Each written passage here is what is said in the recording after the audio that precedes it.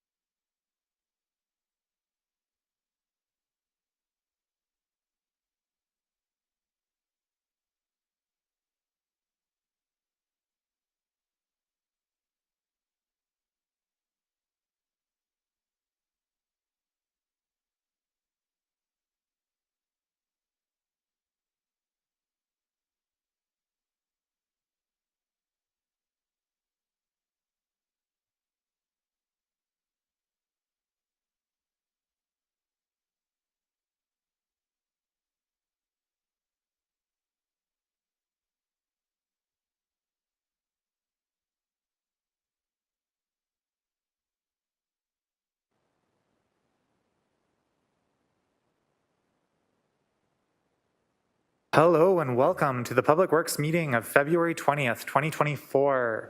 I'm your acting chair today, and I'd like to call the meeting to order. As a reminder, all electronic devices are to be switched to a non-audible function that includes little laptop dings as well. I'm doing that myself. Please note that quorum is present today. Joining us in chambers, we have Councillor Wang, Councillor Maureen Wilson, Councillor Francis, Councillor Mark Taddison, myself, Councillor Jeff Beattie, Councillor Craig Gassar, Councillor Cameron Kretsch, and online joining us today, we have Councillor Narinder Nan, Councillor Esther Pauls, Councillor and Chair Mike Spadafora, and Councillor Tom Jackson. Big house today. So thank you everyone for coming out. Our first step is the approval of the agenda. Elsie McIntosh, have there been any changes to our agenda today? Chair Wilson, the following changes were made to the agenda. Item 6, delegation requests, the addition of 6.1 delegation requests respecting item 11.3, detailed drainage assessment study of rurally serviced existing residential neighborhoods in Ancaster for today's meeting. We have delegation requests from Derek Sohail and Shofans Daniel. The addition of staff presentation, 8.2, Main Street two-way conversion implementation and one-way street conversion considerations. Report number PW23074A and PD23248A, outstanding business list. And the addition of item number 14, general information, other business amendments to the outstanding business list, items considered complete and needing to be removed, implementation plan for the two-way conversion of Main Street. It is addressed as item 8.2 on today's agenda. Thank you very much, Legislative Coordinator McIntosh. Now that we've heard those changes, may I please have a mover and a seconder to approve today's agenda? Thank you, Councillor Pauls and Councillor Wang. Moved and seconded. If there's no discussion, we can move right to a vote. And that vote is up.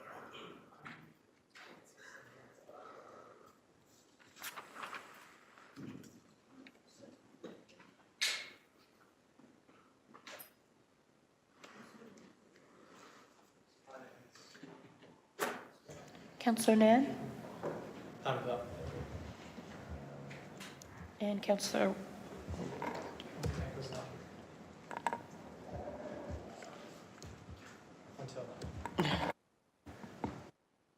And that carries 12-0. Thank you, everyone. Our agenda is approved. Welcome, Councillor Danko. Thanks for joining us. And now that we have an agenda approved, could I ask anyone if they have any conflicts of interest to identify? Committee, are there any conflicts folks would like to identify today? I'm not seeing any conflicts of interest. So thank you. And that brings us to the next step in our meeting, which is approving the minutes of our previous meeting. May I please have a mover and a seconder to approve the minutes of February 5th, 2024 meeting as presented. Thank you, Councillor Kassar, seconded by Councillor Wang. Are there any discussion on our minutes from our last meeting? I'm not seeing any, so we can move right to a vote. Thank you. And that vote's up in front of folks.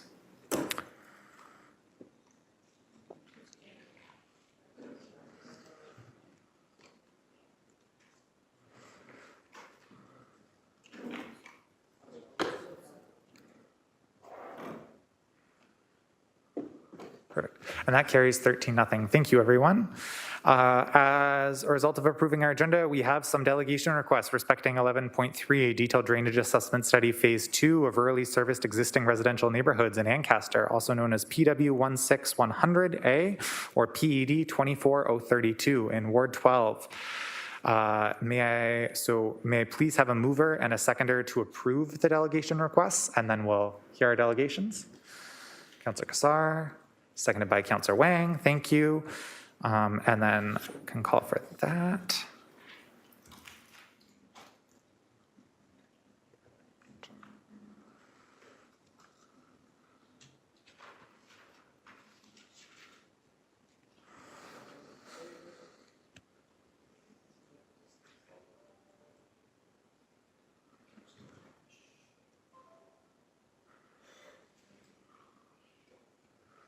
And that also carries 13-0. That brings us to the end of kind of the admin part at the beginning of our meeting. Next up is our delegation requests. Members are reminded that questions of the delegates are for clarification purposes only and not for debate. We'll hear all the delegations and then vote to receive after hearing both delegations today. First up, we have Derek Sohail. Derek, are you in chambers today? Yeah, are you just able to come on down to the front? And so the way this works is we'll have about 5 minutes to delegate. I see Councillor Pauls has a hand up, so we'll just go to her before you start. But there's a little clock that'll ding. That's around the 4-minute mark, so that's just letting you know you have about a minute to finish up. And I'm just going to go to Councillor Pauls as I think she had her hand up. Yep. Yes, Chair. Derek is one of my constituents, and he had asked me if we could extend just a few minutes after 5 minutes. He has quite a bit of information for us to hear about the drainage. So I was asking if I could put a motion just to extend it just over 5 minutes. So maybe max 10 minutes. Sure. If that's committee's wish, just need a second to her, and we can do that. Yeah, Councillor Wang seconding, thank you. And so why don't we put that to a bit of a vote, and then once that's dealt with, we can throw the floor to you, Derek. An additional 5 with the understanding that maybe less than that is what's been communicated by the mover.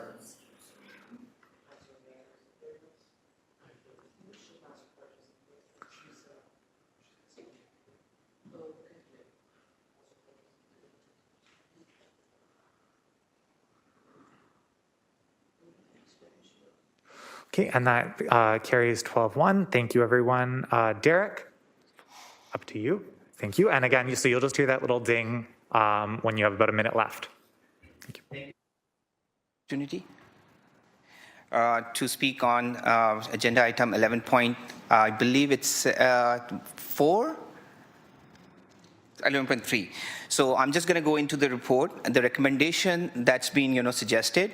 I'm here to go with an alternative 2, which is basically to lift the deferral of the severance application in the term while study 3 is underway. And reason being the way I am expressing this concern that this study that's been started, phase 2, was back in 2016. It's been like 8 years that this deferral has been put on, and it's been ongoing, and there is no severance that has been done. However, there are rezoning applications that have been approved during this time within the same ER zone, which is more intensification and more densified applications. In addition, there are few applications, severance applicant that also been approved during this time.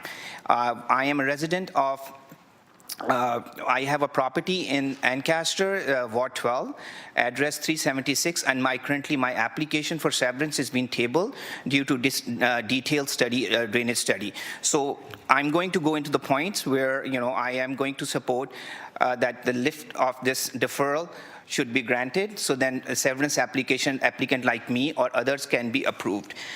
So one of the issues that was highlighted in the recommendation that this phase 3 study is required because to develop technical standards and to enforcement strategy, and then there are also been talked about the policy framework. I would like to tell Council that there are already policy framework in place. There are already stringent, comprehensive technical guidelines has already been in place by the City of Hamilton, citywide, which they have been enforcing on a lot level, on private properties on a lot level, and on other properties as well.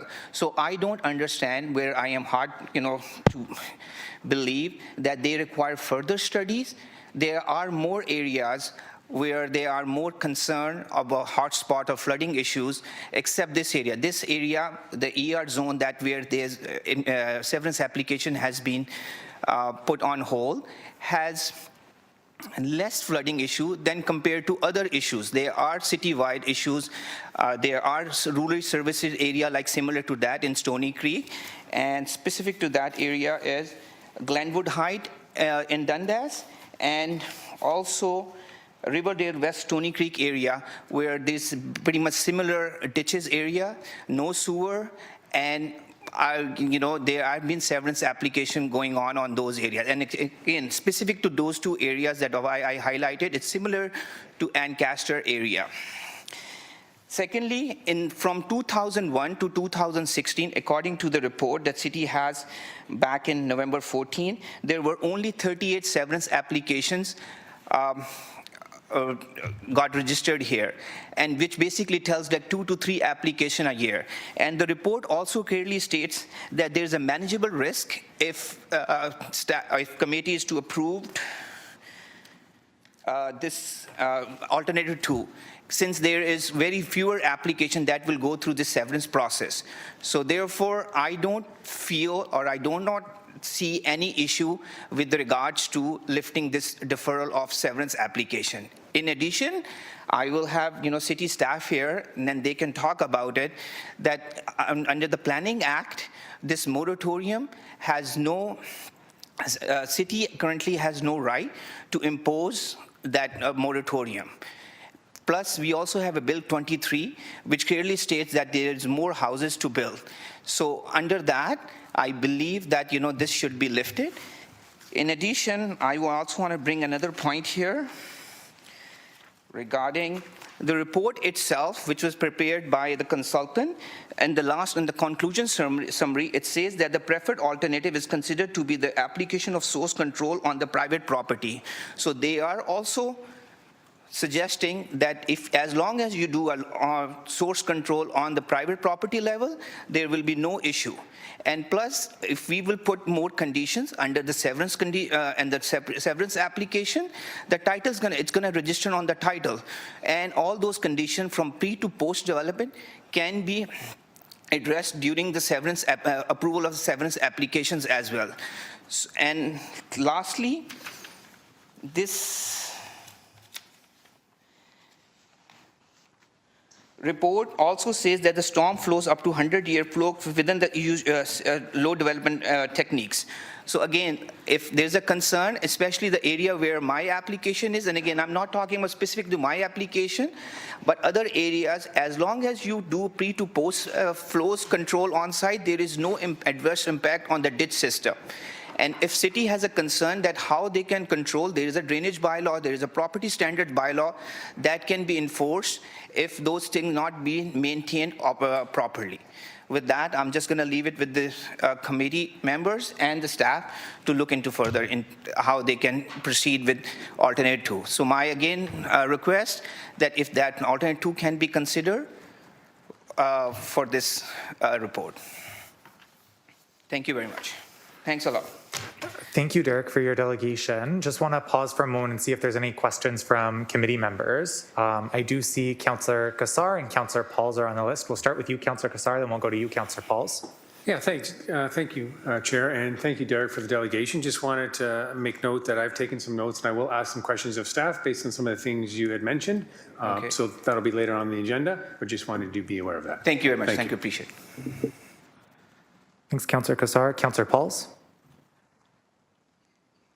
Thank you. It's funny, I can't see anybody, so I guess you could see me. But I just wanted to ask Derek, are you an engineer?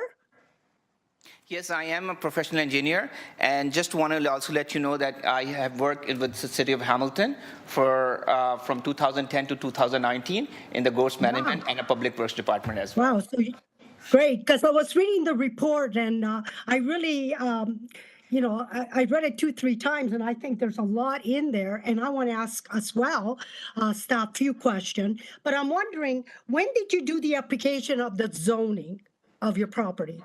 So the severance application we applied back in June of 2023, and our application got tabled on July 27, 2023 because of the moratorium.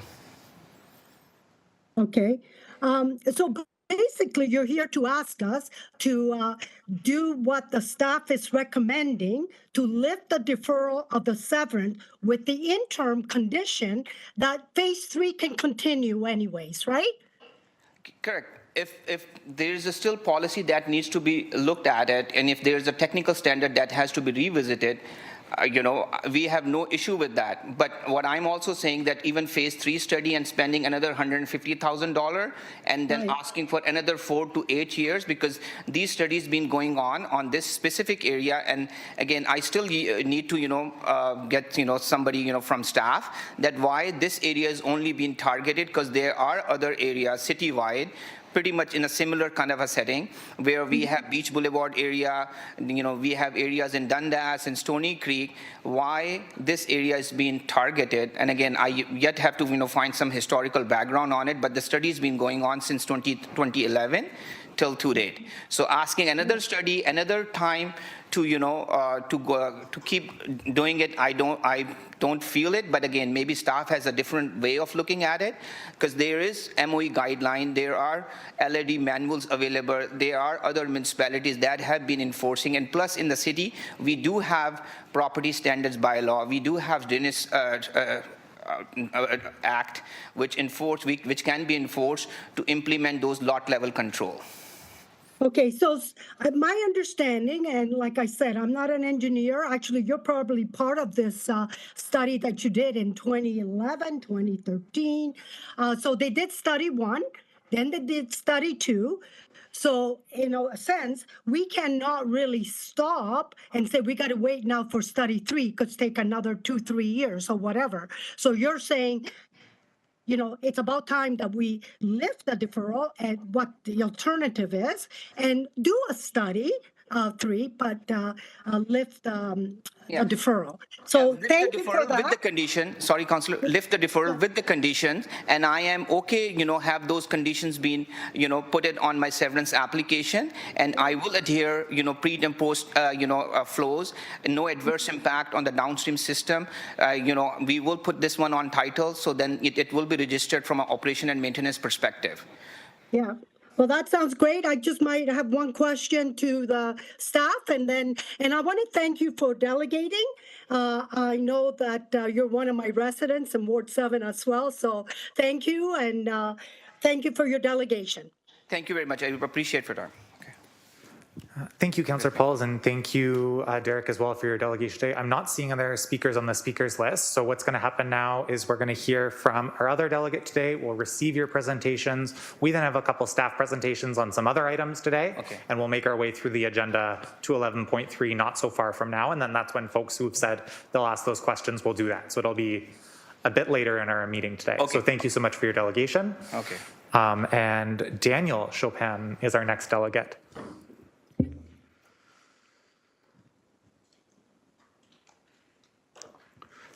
And thanks, Daniel, for coming out today. It's the same process you just saw. You'll get that little ding at the 4-minute mark, letting you know you have about a minute left. Pardon? So I wanted the full 5. Thank you. That sounds great. Well, you can start whenever you're ready. All right. Good afternoon, everybody. So more or less the same thing. We're co-owners of the same property in Ward 12. And I only have one question for staff. Under the Planning Act, there is no legal requirements, or I don't understand. Maybe they can help me answer this question as well. But does the municipality have the right to place this moratorium on Ward 12? My understanding is no. And I understand in the summary that's been provided to council today, there is a recommendation from legal staff that there will be a closed camera session that needs to happen, and maybe council and staff will provide you with more input. But there is no legal, in my mind, or based on my understanding of the Planning Act, there is no legal right that the municipality has to impose that. So please keep that, in the back of your heads when you guys are deciding, because it is important. And just an FYI, when we went to the Committee of Adjustment, we did go there with staff's approval, like planning staff's approval, development engineering staff's approval, everybody's approval. We had that before applying to the committee.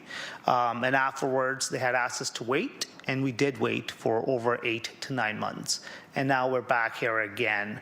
The original statement that they had said that as long as the phase 2 study is presented, not approved, presented to council, we should be good to go. And now they are recommending and changing their mind again and saying, hey, Now we're going to do a phase 3. So I do agree with Derek that we are okay with alternative 2, that we do on-site controls. We have done it multiple times. Just a quick overview, my background.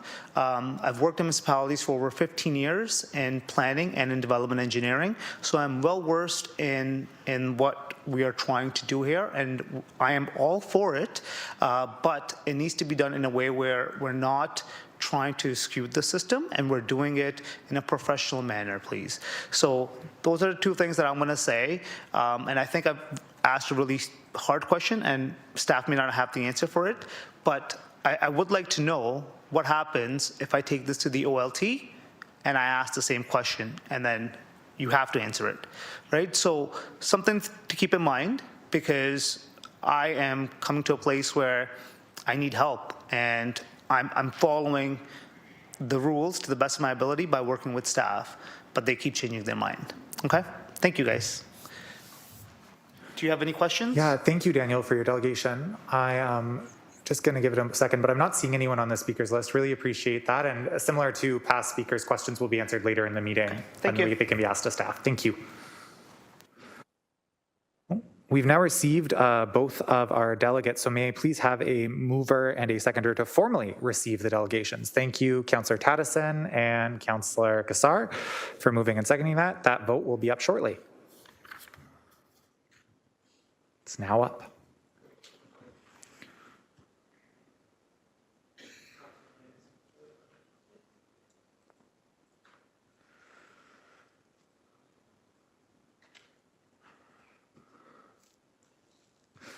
Thank you. That carries 13-0. And then that brings us to the next section of our agenda, where we have 2 staff presentations coming up.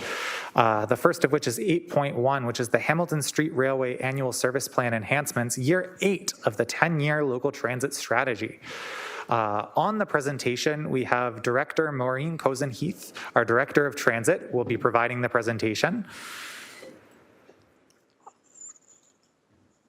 And just looking to you, LC, do you want us to have a mover and a seconder on deck, or are we going to do the presentation and can receive it after?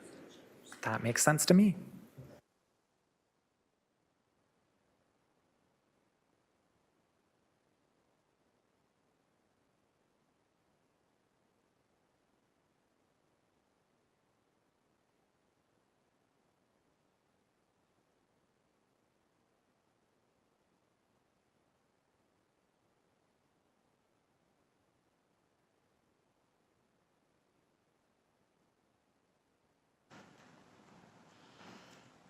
Good afternoon, and through the chair. Before I get started today, I would like to introduce you to a new member of the transit team. With me today, I have Amanda McElveen, and she has joined transit from the PED group. We swiped her from parking, and she's joined transit as the strategic planning manager. So we're very, very happy to have her on board our team, and she is joined today by Nick Chalou, who is our new senior project manager of strategic planning, and he joined us approximately 6 weeks ago. So we're expanding our network, and we're expanding our experienced transit professional group as well. So thank you very much. We're here before you today at the committee approximately 1 year after we first presented the HSR redesigned network. So it's a great opportunity to touch point and give you a bit of an update on the work that's been undertaken since we last spoke. With last week's budget approval, you approved Year 8 of the 10-year local transit strategy, which began back in 2015, and we thank you for your continued investment in transit. You will recall that Re-envision the HSR project started in 2018, and that body of work has now concluded. The output from that project has been the HSR redesigned. The network redesign underwent extensive public consultation from April until the end of October, with engagement to major stakeholders and at community events all summer long, combined with online survey feedback. The consultation phase of that initiative has now concluded, and staff are working on the final iteration of the redesigned network. The redesigned network will be embedded in the transit growth strategy, which will be before council and committee later this year. The strategy will set out the details of how to build out the network, encompassing all the ingredients that we're going to need to make it work, from buses to management structure and employees, infrastructure, including transit hubs, shelters and bus stops, service hours, kilometers, maintenance activities, and so on. So what we want you to take away from today on our continuum is that the transit growth strategy will replace the old strategy, and it will build us out through 2031 to get us ready for light rail operations with the transit network built into its 6 rapid transit corridors, the Blast E network, for lack of a more engaging name at this moment in time, designed to support the LRT, regional connectivity, and a growing Hamilton with improved connectivity to all major employment areas.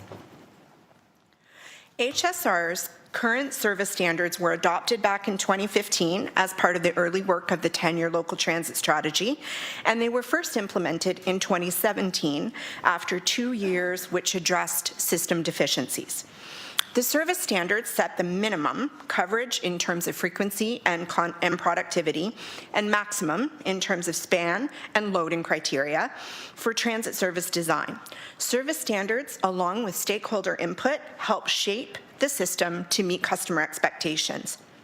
Our current standards were developed through peer review and benchmarking analysis and will be reviewed as part of the Transit Growth Plan. HSR has made great strides with 16 of our routes now performing at 15-minute or better service frequencies during peak periods, as well as an additional 4 routes that operate at 15-minute or better service frequencies on routes that share common trunks. Fast, frequent, and reliable transit service is the hallmark of frequent routes, and these are the backbone of an efficient transit service and help us set the stage for building out our rapid transit network. HSR's focus for the 2024 enhanced service will focus on filling the gaps in service plan and frequency to help prepare us for the inaugural year of the new transit growth strategy in 2025. With the Year 8 investment, we focused on improving access to transit by extending operating hours, by increasing service frequency, and by seeking out specific areas of the city that would benefit the most from enhanced transit services. We will be adding late-night service to 5 additional routes until 2 a.m. on the Barton, the Bayfront, the B Line, the Mountaineer, and the Ancaster route to improve access in areas of the city where many residents will need service in the late evenings to get to and from work. We will also add early morning service before 6 a.m. on several routes to improve access to service, including the 51 University. These investments in operating hours and frequency continue to make transit fast, frequent, and reliable. This is how we will make transit, instead of cars, ride shares, or taxi service, a viable method for customers who need to get to and from employment at extended hours of the day and night. Further, these actions are intended to stimulate ridership growth, as these should be net new riders. In January of 2024, we reached 94.7 of our 2019 service ridership levels and intend to be back at 100% before this year is through. This will happen by continuously increasing consumer confidence in our system, by making transit more available during the days and times when customers need it the most. We will also be adding significant service on weekends, especially on Sundays. While some routes currently have Sunday evening service, their service will now expand into the late evening. Other routes will now have Sunday service for the first time. Sundays are now a regular work day, or an errand day, or a day with family. Sunday as a day where businesses are closed and there's not a lot of options for activities are a throwback to a bygone era, and our service now needs to reflect that. Residents' lives don't stop on the weekends nor in the late evening hours, and we must expand our service to ensure we can meet their needs. This graphic represents where we currently do not have any Sunday or Saturday service to visualize how we are continuing to fill in service gaps. An additional 2 routes, the 16 Ancaster and the 18 Waterdown Mountaineer, as well as the My Right service in Waterdown, will now have service on Sundays and Saturdays, and the 51 University will now also have Sunday service. Our Year 8 enhancements align with Council's priorities of sustainable economic and ecological development, safe and thriving neighbourhoods, and responsiveness and transparency. Firstly, accessibility and mobility for residents are improved when people can safely and efficiently move around by transit. Transit is safe, it is efficient, and it is an accessible mode choice. Increasing service spans in late evening periods and on weekends, as well as increasing frequency on key routes like the My Ride on-demand service in Waterdown, assist the city in facilitating economic growth by ensuring workers have access to transit, including connections to regional transit over longer periods of time, as well as more days of the week. Lastly, we continue to engage the public on our transit service enhancements and work towards building a community-based and inclusive network in a responsive and transparent manner. We are well on our way to the transit growth plan, and as I mentioned, it will be back before this committee and council later in 2024. As the fall approaches, you can expect to see significant communication tactics used to inform our existing and future customers alike about the enhancements coming forward with the September changes as supported through Year 8. Thank you for your time today. Thank you, Director Cozen-Heath. We can go to a bit of a speakers list, but why don't we receive the presentation first? Could I get a mover and a seconder to receive the presentation? Thank you, Councillor Tattison, Councillor Wang. Councillor Wang, you've been doing a great job seconding things today. Thank you. And that vote will be up shortly. It's now up.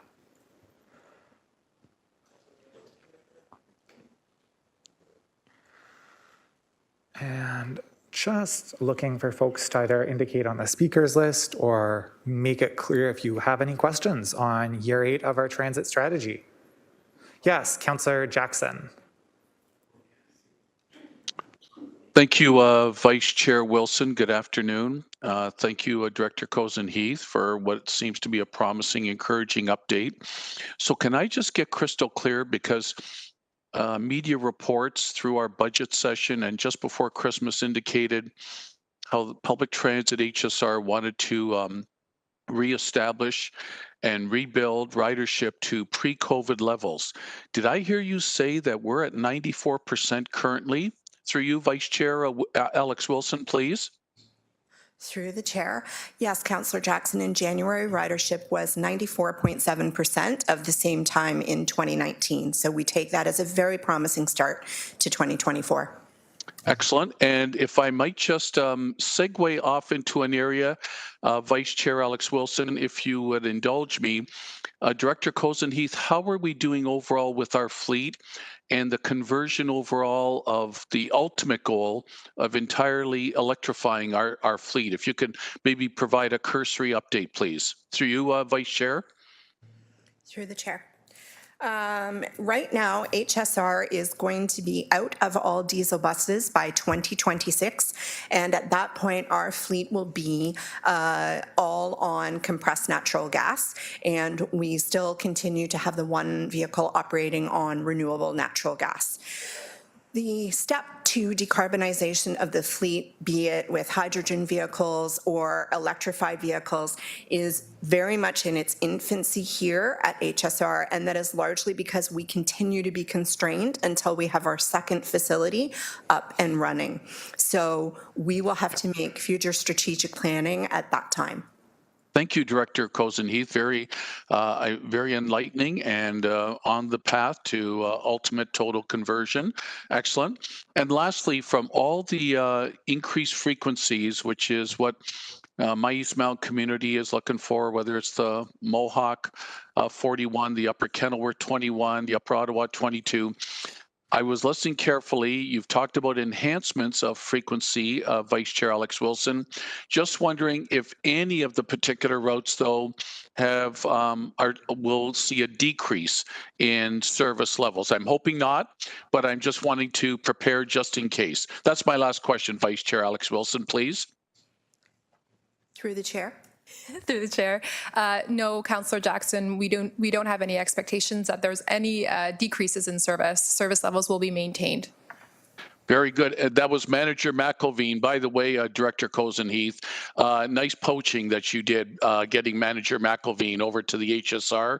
She was recently at a public town hall meeting of mine and did an exemplary job. Thank you, Vice Chair Alex Wilson. Thank you, Councillor Jackson. Now on our speakers list, we have Councillor Wang, Councillor Maureen Wilson, Councillor Kretsch, and if no one asks my questions, I'll jump on at the end there. Thank you, Chair. Just a question around the My Ride. I know that it's been several years now, but how are we doing with the My Ride? And I think it's been incorporated into some semblance of it into the new transit strategy, but I just wanted to get a better sense of how's that program actually going and whether there is any service improvements to the My Ride section. Through the chair, the My Ride service is functioning very well. It's providing, a supplementary service that Waterdown's residents really enjoy.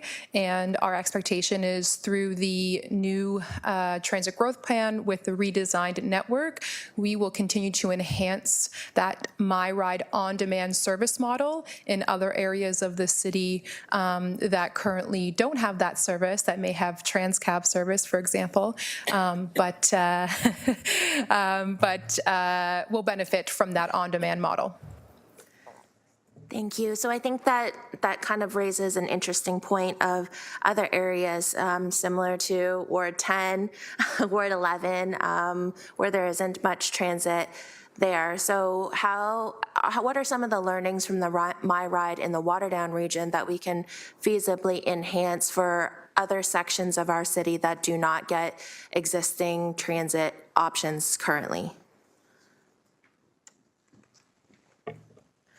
Through the chair, I think we've learned how supplementary on-demand service can work through a model which is incredibly responsive to riders. The Transcab service, while it's benefited riders for many years, we're moving and shifting away from that model and into a model that really acts as a connector from current routes and then to places people ultimately want to go.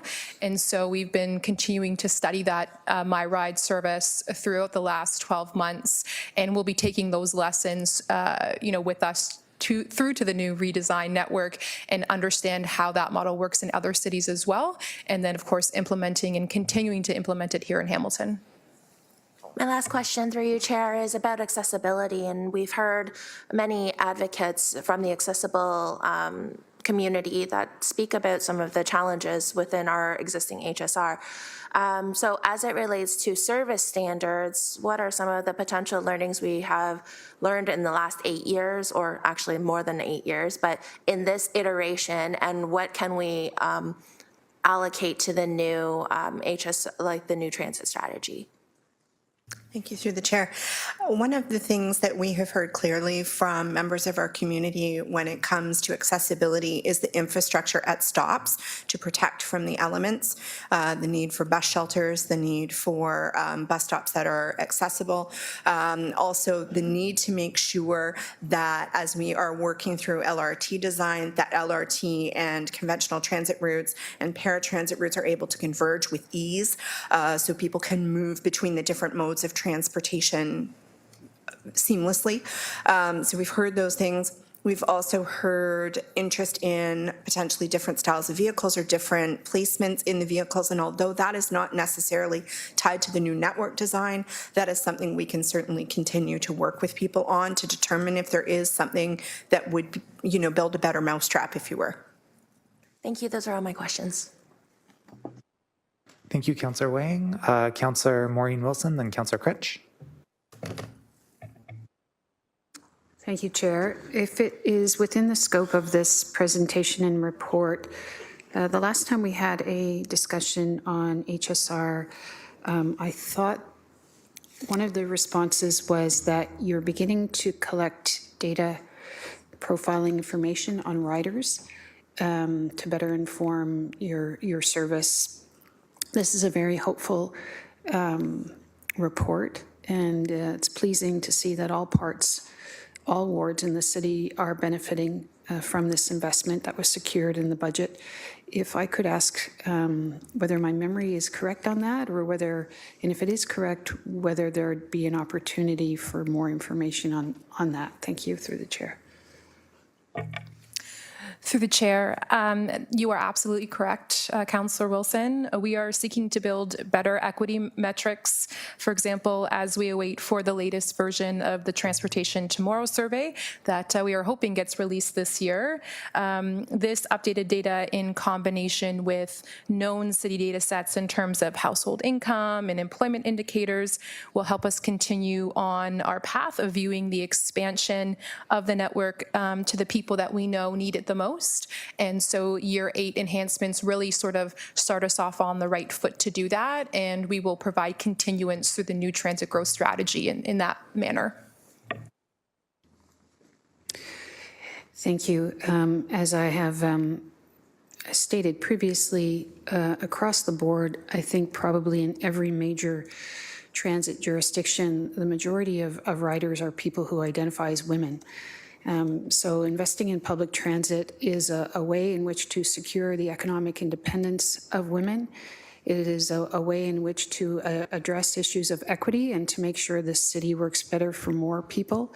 And I'm very pleased that we're going to be continuing that realization. And I'm pleased that the report also speaks to the economic opportunity and in fulfilling our ability to match riders with employment opportunities and with employers. So thank you for the work. Thank you, Councillor Maureen Wilson. Councillor Kretsch.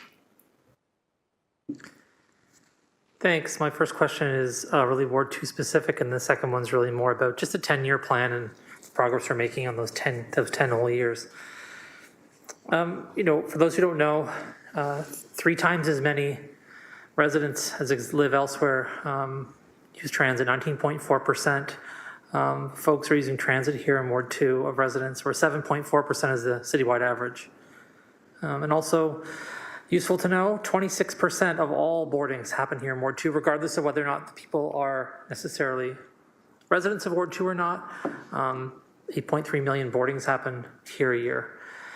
And I see some improvements here to things that are happening in Ward 2, which is good. What I kind of wanted to understand a little bit more about that kind of data is how we're getting that data. I'd like to understand that a bit more, and I read some of it in your report, but I'm grateful that we're looking at equity when we think about year 8 of the plan.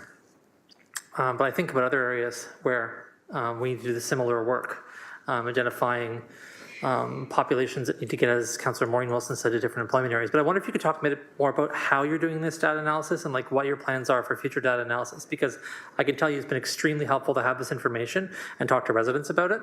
But I wonder where it's coming from and how we can have more of that. Through the chair, I will turn it over to Manager McElveen for a detailed analysis, but to set the stage for you, we use route planning software. We have data sets that come from the city and other locations that feed information into our route planning so that when we're looking at boardings and alightings, transfer connections, schedules, with a view to optimize our routes and improve the service, that's all data that is feeding in so that we can start making our best determinations of where to make investments, where to move routes, et cetera. So I'll turn it over to Manager McElveen if there's anything she'd like to add to that. There's not too much there, but it's a very important point, Councillor Kretsch, and we look at census data. We look at the data that we get from the Transportation Tomorrow survey, and that all comes through and builds a profile for us. We also look at the ward-specific data as well, so we understand, what that ridership level is in each ward, and we are attempting to build the service, again, where we know those riders are, both to enhance existing riders, but also to capture new ones as well. And so we do have a comprehensive set of tools in terms of software inputs and outputs that help us gather that data, and we will continue to utilize those tools as we move forward.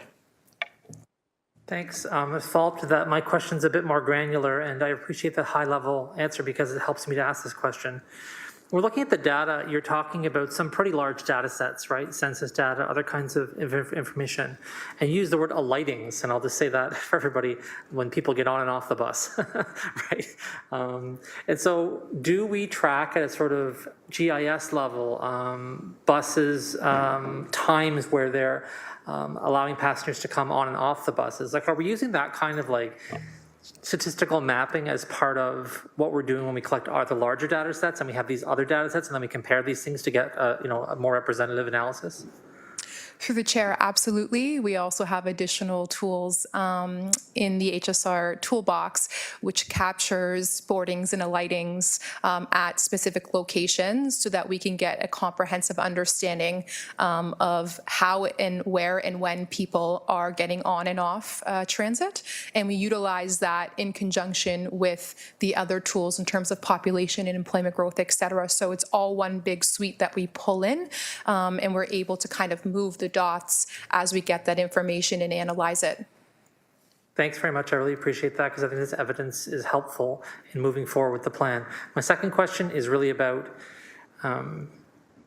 understanding how the plan has evolved over time, which I'm not suggesting you'll have the full answer to, but I've rarely ever in my life seen a 10-year plan that doesn't change in 10 years. Sometimes what you see is compression and expansion inside the 10 years, right? So we do a lot of things really quickly in this one period, and then unfortunately we do expand this, and it ends up being an 11-year plan or 11.75 or whatever it is.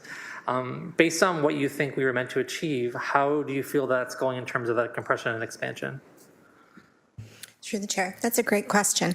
The 10-year local transit strategy was struck back in 2015, and it's my understanding that council at that time knew that there had been many years of service cuts, of lack of funding for transit, and knew that a period of catch-up investment was going to be required if they were going to meet some of their mode share targets and meet the big move requirements and some of the regional transportation plan work that was done in and around that time. So the 10-year local transit strategy was born really as a way to kind of play catch up. And the first couple of years were flowing money into the system for deficiencies. And then really after the second year, into the third year, it began to start building up the system with the intention to shift mode share. It's been paused twice over the 10 years, so we're really now kind of beyond or close to what should be the end of it, but it was paused twice. The exact reasons are escaping me right now. One I know was a financial decision one year, and I can't remember what the other one was, but they have done they did pause it 2 times. So when I joined, it was implementing year 6, I believe, and 7, and now we're into 8. And you're right that the plan has, respectfully, I think, it's fulfilled its destiny up to this point, which is why we're saying, we need to step off of it and move towards the new growth plan. So now that we have the redesign of the network, which was really the intent of the re-envision project, come up with the new network. A new network needs a new plan to help build it out. We need to look at it from sort of the front of the bus to the back of the bus in terms of how we're going to fund it, how we're going to build it. We need to look at land acquisitions for transit hubs. We need to reconfigure from a traditional downtown hub and spoke model where everything comes in and out of a central point to a decentralized hub system that we presented back last April. So when you're making those kinds of transformative changes, it makes sense that it needs a new body of work to support those decisions and to fund it as well. And with the coming LRT operations, this is the time to kind of let the 10-year local transit strategy exit and move forward with the new growth plan that you'll see in the fall. Thank you so much for articulating that. I think it's extremely important the way you put that. A couple things I took away from that, correct me if I'm wrong. Number one, when we invest in transit and how we invest in transit dictates through the budget whether or not we're going to be successful in meeting our transit goals. So the investments we make in the budget, we approve that budget, directly relate to whether or not we're going to be able to successfully ensure that our transit network thrives. And the second thing you're saying is that perhaps these 10-year plans, because of the length, aren't necessarily going to be effective in us reaching the goals we want to do. And so we have to have more nuanced and targeted analyses of where we are today and then make those incremental changes when they make sense. Thanks so much. Thank you, Councillor Critch. Councillor Tedison. Thank you, Vice Chair. Consistency is important, so I guess my question is going to be about the Transcab.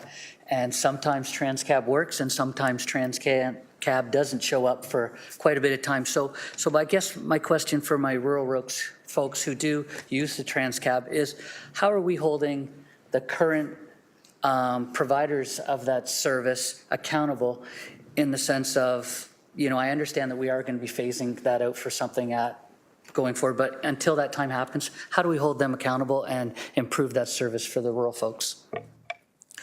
Through the chair, we certainly recognize from our customer feedback that Transcab service does have challenges at times, so we completely understand.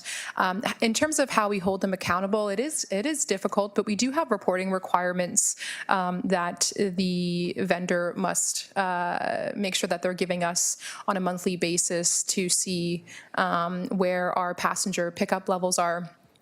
The end of this contract is actually in 2024.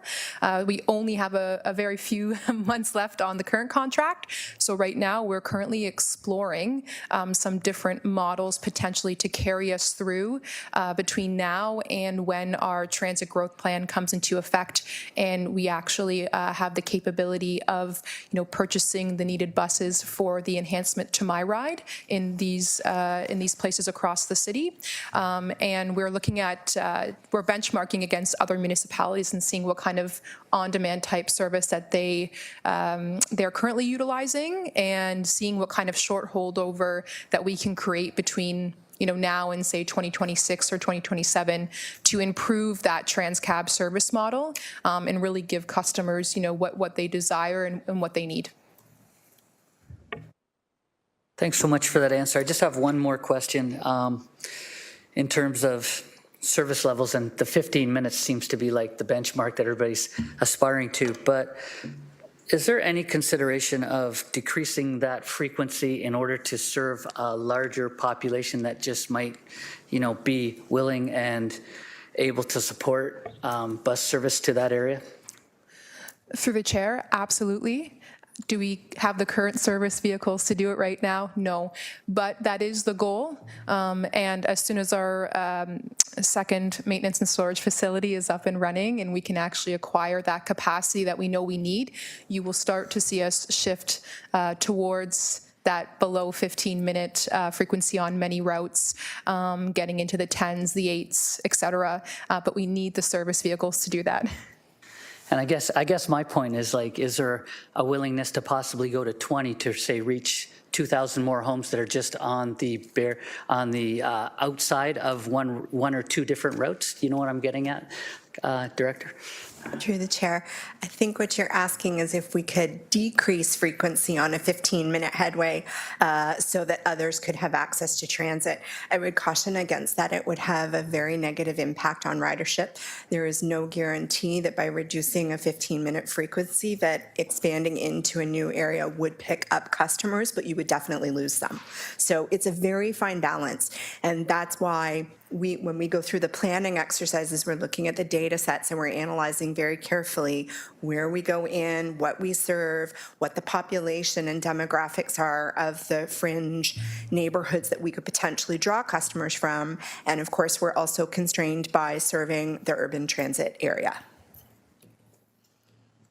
Thanks so much for that answer, and I'll continue to just, debate offline with you on this one, but thanks again so much, and I appreciate the report today.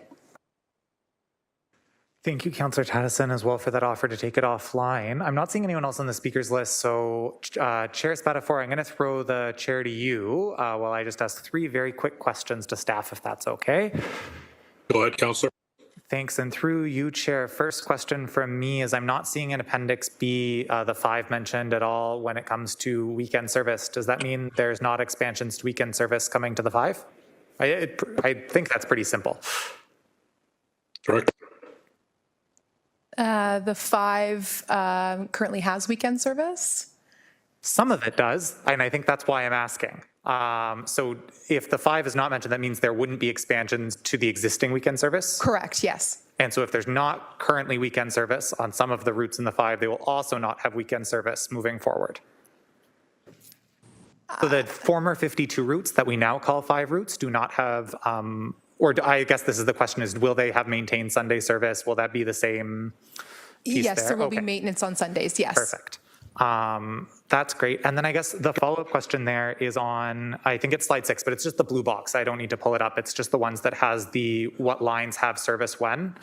Would it be possible to have that broken out with not just the who has service when, but who has 30-minute service and who has 15-minute service when? Specifically for, again, the ones in, I think some of our suburban communities get a little weird in the naming. So if we could do it by actual lines as opposed to the groupings of the line, because when we do the 5, we put 5 lines all together. But maybe we've changed this in year 7 and 8, but at least as of year 6 or so, I think they weren't all equal under that. So if we've made it equal, then maybe I don't need that line by line reporting, but I think there are still differences on the 5 lines. We can provide that information to you for sure. Thank you so much. That would be, I think, really appreciated. And my third question is just making sure we've got this right. We're in one plan right now, and we're moving to another plan very, very soon. Currently, there may be some parts of the existing plan that maybe don't make as much sense, where we're talking about, say, bringing a 10-minute rapid transit line to Dundas down Coots Drive, but right now we don't run any buses down Coots Drive, and we have 30-minute service.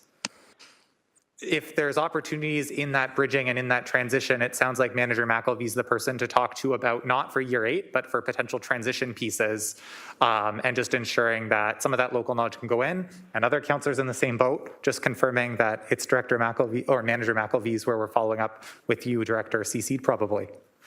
That's great. So when I say year 8 is likely the end of it, the planned year 9 and year 10 are not completely abandoned. They will likely be remorphed into year 1 and year 2 with some modifications that make sense given where we are now. And yes, it will be Manager McElveen's group who will look after that.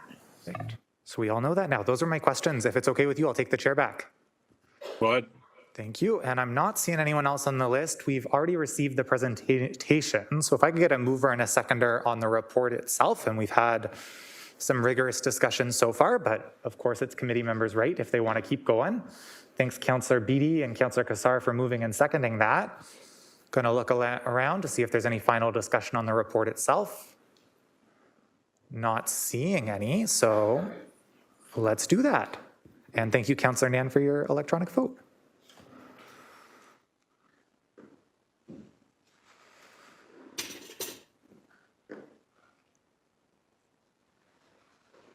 Perfect, and that carries 13-0. Thank you, everyone, and thank you to our transit staff for that exciting presentation. Keeping the theme going, we are now on to 8.2, where we will also be hearing from our transportation staff, but this time our roads Director of Transportation.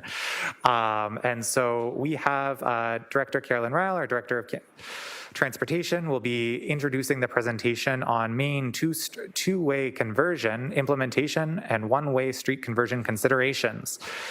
Report PW 2074A or PED 23248 citywide.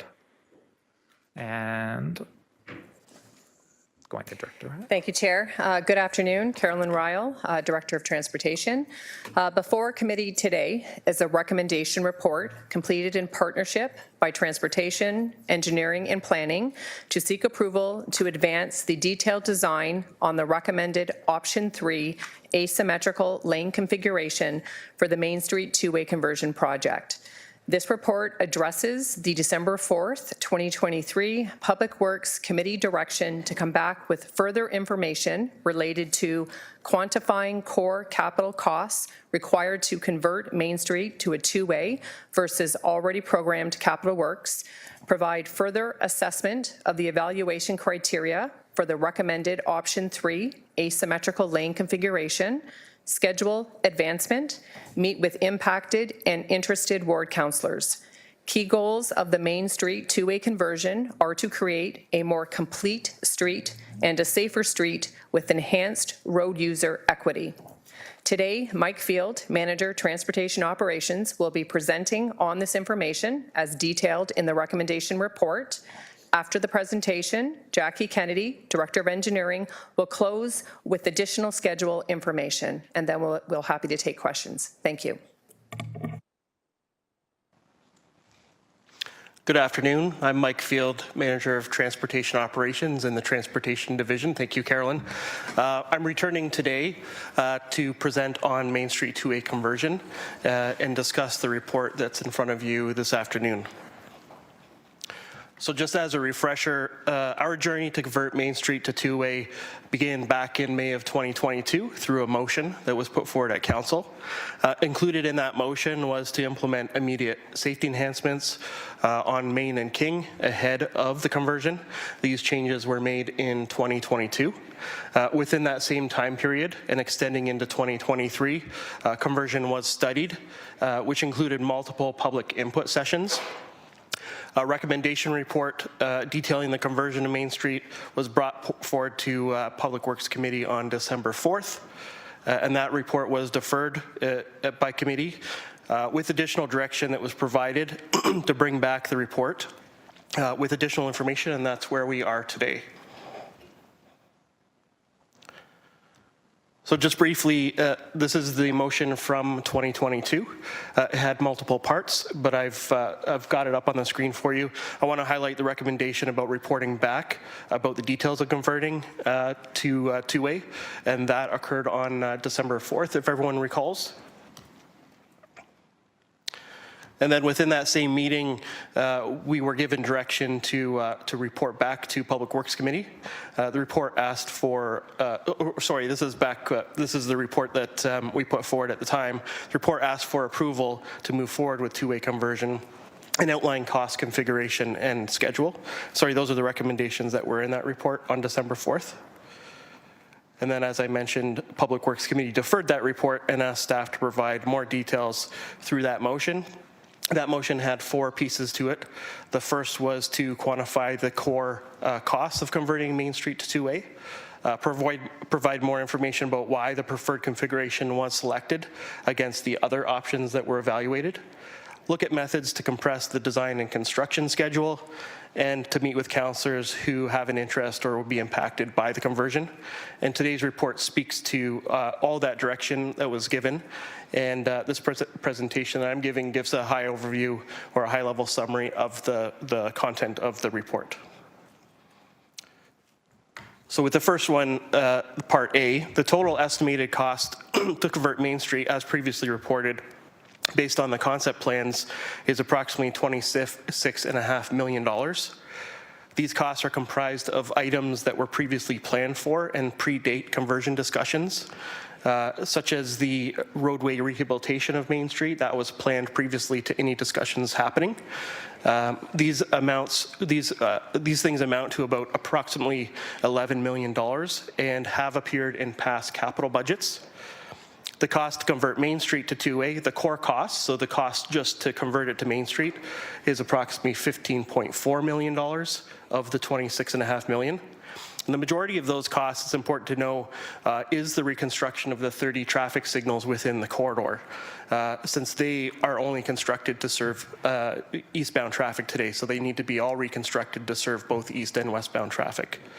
The total cost to convert will be further refined through the detailed design process and updated through the capital budget process. That may mean that the budget may increase, it may decrease, it may stay the same, but that is one of the outcomes of a detailed design exercise. Before I get into the proposed configuration of Main Street, I wanted to touch on the evaluation that was conducted during the study phase. 3 different configurations were identified and evaluated through a set of criteria. And that evaluation criteria, I think, is important just to bring back up today when we're looking at those configurations. And they were safety and conflict mitigation, traffic operations of the corridor, pedestrian friendliness, cyclist network, transit operations, social health and equity, on-street parking, cost, of course, and green and resilient infrastructure. So 3 configuration options were examined by the study. Option 1 was to do nothing, and that considers the impact of not doing anything to Main Street and maintaining it as it is today. Obviously, that goes against the council's direction to convert it to two-way. We all understand that this configuration isn't pedestrian and cyclist friendly at all, and it has resulted in poor safety outcomes within the corridor itself, and it doesn't support social health and equity. Option 2 is a configuration which the 4 existing eastbound lanes are converted to be equal, with 2 eastbound lanes and 2 westbound lanes. While this option provides east and west vehicle traffic balance, currently existing traffic volumes going eastbound are predominant and not expected to change too much, especially towards the west end of the corridor, and I'll get into that in a bit more. Oops. Sorry, I'm just trying to figure out how to scroll down on my screen here. In fact, based on traffic modeling, providing only 2 eastbound lanes would worsen traffic congestion compared to today's conditions and the conditions evaluated as part of option 3 itself too. So option 3, this is the preferred design. You'll hear us refer to it as the asymmetric option. It would change the existing 4 existing eastbound lanes to 1 westbound and between 2 to 3 lanes eastbound, depending on the segment. Just over 5 kilometers of Main Street is up for conversion, and over its length, its width, and the abutting land uses changes quite a bit. The preferred configuration takes this into account as it adapts over its length based on the transportation network needs and delivers far more equity compared to the other 2 options. I have to apologize to clerks because I slid this frame in here, but I'll provide clerks with the updated slide deck. I thought this was a good visual to tell the story about Main Street. And the story about Main Street two-way conversion is one that revolves around space allocation. The corridor changes, it's wide in the west and it's narrow in the east. The west end looks different, it goes through the downtown core. In the east end it's going next to neighborhoods and Gage Park and that sort of thing. There's only so much space available to use within the corridor, and it's important to use it efficiently in a way that serves the objectives of two-way conversion. As it stands today, space on Main Street is relatively dedicated solely to vehicles. The other configuration options studied would maintain the same allocation of space as it is today, being that the vehicle is the primary user of Main Street. The preferred configuration provides enhanced equity for all road users through the corridor's length, and it changes based on where you are within the corridor. So I'm going to spend a few minutes taking a closer look at the 4 sections of Main Street, and as I do, I want to zero in on space allocation. This is a portion of a segment between Dundurn and Carolyn. This is obviously in the westerly side of Main Street. Note that there are only 4 vehicle lanes of space that can be used within the corridor, generally. A lot of downtown's property lines are right at the back of the sidewalk, with a lot of building faces at the back of the sidewalk as well. And that means the available usable width is very constrained. Just west of here, there's 2 ramps feeding eastbound traffic off of the 403, in addition to traffic originating from Westdale. So there is a predominant eastbound movement of vehicle traffic in the west end of the corridor. And as traffic travels easterly, it does disperse along Main Street as people divert, and they'll either go down to the north or to the south. In this segment, it's really important to manage the high volume of eastbound traffic. We can't ignore that. We have to deal with that eastbound traffic. There are 3 eastbound lanes in this example of the segment to help deal with that. But there is some capacity, some additional capacity in, say, off-peak times that we can leverage the southbound lane on here, the third lane, to do things like, provide off-peak parking or even a transit priority lane should that come along. This segment, it's important to know, needs to be adapted once LRT design has been advanced, because the recent realignment plans of LRT takes the LRT along Main Street and then it goes through the Dundurn intersection. And we don't know kind of what those plans exactly look like today. And there's no doubt that, these designs or our design will need to adapt so that those two things are coordinated together. Moving a little bit to the east, we're looking at a section from the Carolyn to Victoria segment, and this picture is right out in front of City Hall here. Similar to the previous segment, there's still a fair amount of eastbound vehicle traffic here. However, we do have a lot of important transit needs in this area generated by the Frank Cook Transit Terminal and the multi-transit stop over here at McNabb. So the preferred configuration accounts for this by prioritizing transit space and movements. There is a shaded area that you can just see in light green that I'll point out in front of City Hall, right out front here, that indicates flexibility within the corridor that could be used for off-peak parking, or we're even envisioning things like having an animated space where we could take up a lane and put some temporary greening, those sorts of things that other cities have to animate their downtowns. I want to draw your attention to the section just in between Summer Lane and McNabb. You can see just where the red is on the drawing.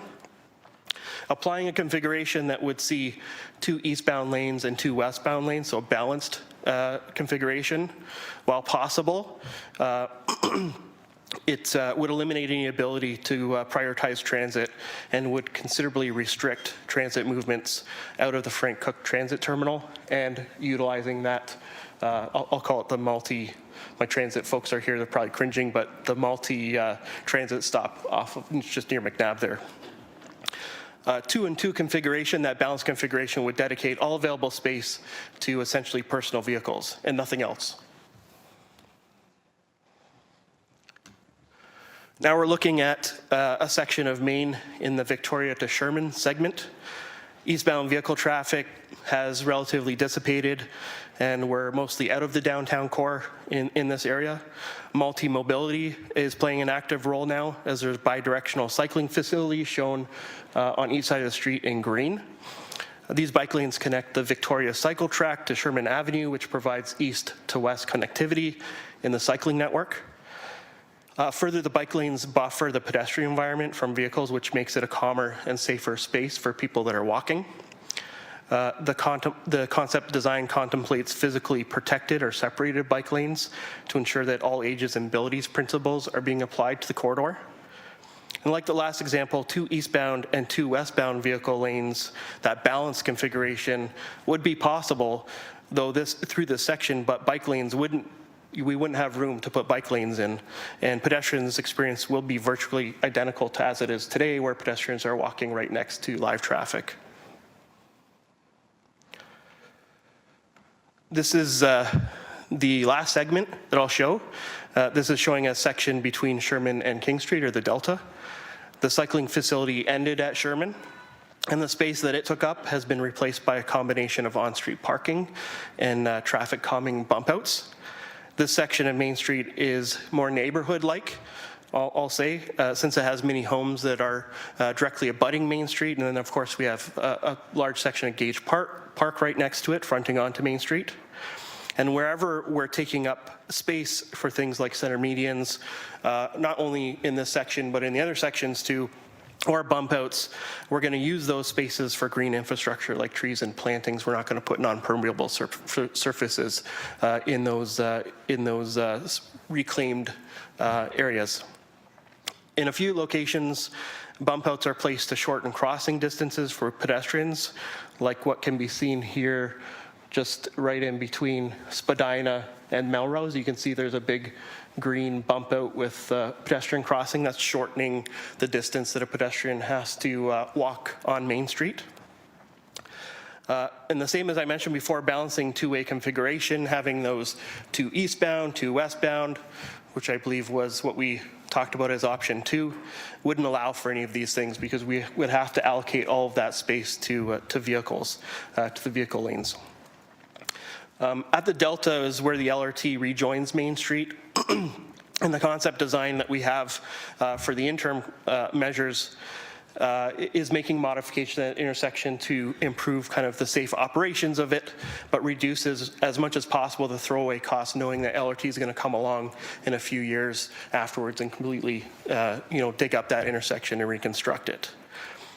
But I hope walking through these 4 slides told the story of space allocation and how the proposed configuration provides the most amount of equity through the corridor and how it is best aligned with the two-way conversion objectives, and how option 2, which is that balanced one, I know there was some discussion in the last committee meeting about having 2 eastbound, 2 westbound, how if we were to take that path, we would be dedicating all the space to vehicle traffic, which is basically what we have today.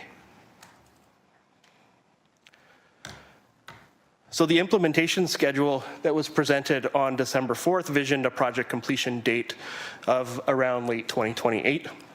And through a lot of work that was done behind the scenes, it's been determined that a schedule could be compressed by about 17 months, which would enable the conversion to be completed in late 2027 or early 2028. The report outlines methods to compress the schedule, specifically single sourcing the detailed design to WSP Canada, who they're the ones who completed the original conversion study. They have kind of a running start on knowledge of the project and have done quite a bit of work on it. This would eliminate the need for going through a lengthy procurement exercise to engage a design consultant. So that's a method of saving some time. Like I mentioned, WSP is really familiar with the project and its objectives. We also have deferral of a few existing capital projects to a subsequent year, not deleting those projects, but just deferring them. Specifically work on 50 Road escarpment access, work on Locke Street and on Margaret Street. And that would permit internal staff who are assigned to those projects to jump onto Main Street immediately. We would look at pre-purchasing some materials that have typically long delivery timelines. A lot of traffic equipment can take months and months and months to acquire, so we would look at pre-purchasing those things ahead of a construction tender to save some time. And last, use construction strategies such as partial and full lane closures and extended working times and days to make sure we get the maximum amount of time out of the calendar that we can. As mentioned, these strategies would shorten the design and construction schedule by about 17 months when compared to the original schedule that was presented back on December 4th. So the other one, the direction about consulting with some councillors. So we had some discussions with specifically with wards 1, 2, 3, and 4, who are right through the Main Street or Main Street's cutting through those wards, and Ward 8 as well, to aid in the development of today's report. The feedback that they gave to us has been considered within the report and within my presentation today as well. Then going forward, I think it's important if committee approves the report recommendations today, we will leverage a robust communication plan going forward for this project. This plan would be designed to inform council and the public of key project details, particularly prior to and during active construction. So these are the recommendations in front of you today. They replace the recommendations from the December 4th report completely. We're looking for committee's consent to do a few things: to sole source WSP to undertake detailed design essentially immediately, to use the accelerated project plan with a targeted completion date of late 2027 or early 2028, and to bring forward plans and budget needs for converting the city's other remaining one-way streets. So I just want to take a second and acknowledge the partnership between many people in the transportation engineering services, transportation planning and parking divisions in assembling the Main Street two-way conversion plans and the content of today's report. And I believe I'm going to hand it over to Director Jackie Kennedy for a few additional comments. Thanks, Mike. Through the chair, it's Jackie Kennedy, Director of Engineering Services. Just to follow on from there and where we would pick up at this point and continue moving this project forward, provided an approval of the recommendations today, staff will connect with the consultant, WSP, to begin discussions about the detailed design phase of the project, including construction, staging, and sequencing. The schedule presented today is the outcome of a fairly preliminary review, a detailed review, but still early days, done by staff, considering how to trim and find efficiencies. So Mike Field spoke to a 17-month compression. Once an engineering consultant is brought on, staff can work together with them to further review schedule opportunities and strategies to complete the conversion. So this is the start of that discussion. It doesn't end here. The desire of council to advance and accelerate this project is well understood, and staff will continue to work to bring the completion date forward if possible. So there's staging considerations to be considered in the future, and the work is just about to begin on that piece, I think. Thanks. Thank you, Director Kennedy, Manager Field, and Director Ryle for that presentation. We do have some folks on our speakers list, starting with Councillor Kretsch, Councillor Taddison, and Councillor Danko will be our first wave, and then we have 3 other folks on deck. Thanks. I'm generally quite supportive of the recommendations, but I'm challenged by some of the design bits, I'll be honest. And, you know, I'm not wanting to sit here and pick apart the design at a committee meeting. All the same, I don't know what to do with some of these things.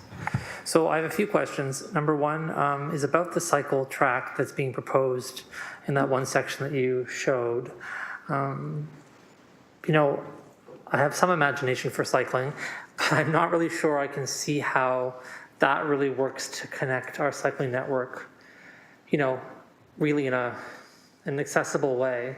I know that the future of Main Street will be different than it is today, but I also know that the choice of Main Street as a place to cycle on in one section only is a difficult choice for cyclists to make for a lot of reasons. So I wanted to get a better sense of how you see it connected to the entire cycling network and how this improves that connectivity, just having it, again, this one section.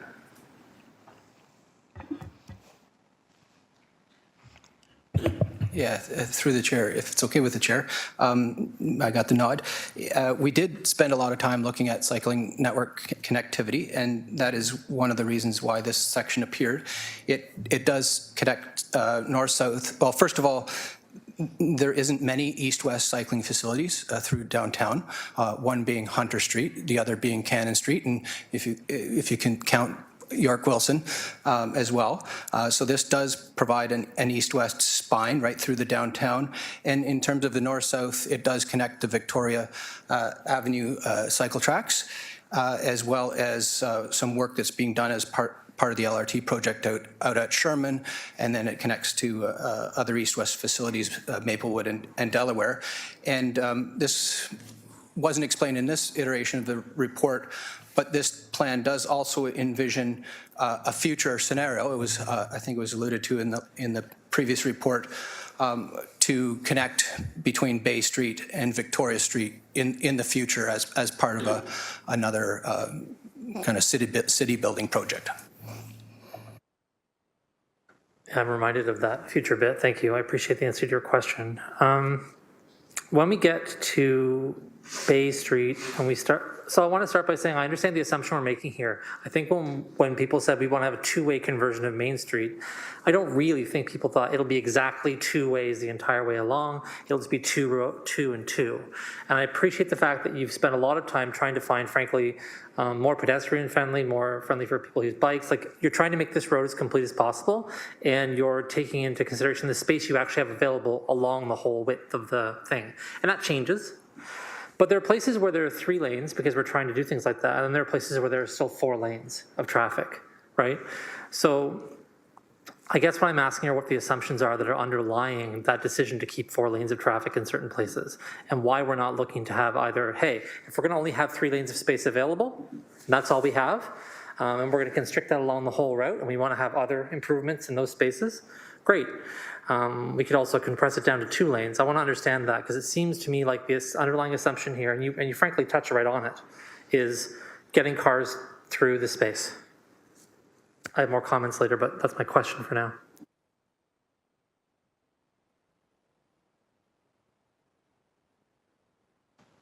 There we go. Sorry, through the chair. That's a great question, and it's good that you pointed out how it changes through the length of the corridor. The widest part is really to deal with all the volume and traffic that's coming off of the 403 and through Westdale. Right now, the bridge that crosses over Main Street is 4 lanes, so we have to receive 4 lanes worth of traffic to the west end. But I made mention that the LRT realignment is going to change that end of the roadway, and we don't know what the lane configuration, the through lane configuration, is going to be yet.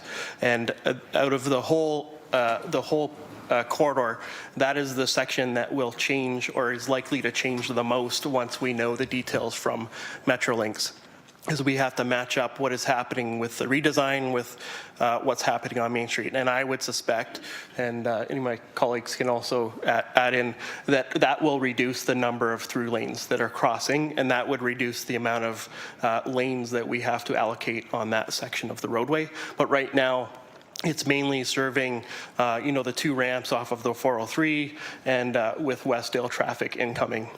And then as you go through the design, it's compressing the number of lanes as you go easterly. I think the compression starts just kind of out in front of City Hall here, where it's changing down to 3-lane cross-section. Yeah, thank you. And I think the asymmetrical name of this all is slightly hard, because I think we honestly understand that an odd number means you can't have the same number of lanes going both directions. We get that. I think many people get that. But I still want to challenge an assumption, like at Bay Street, right outside this building at Bay and Main, we have made a facility, made more capacity for people to be able to drive their cars and turn left onto Bay Street from Main.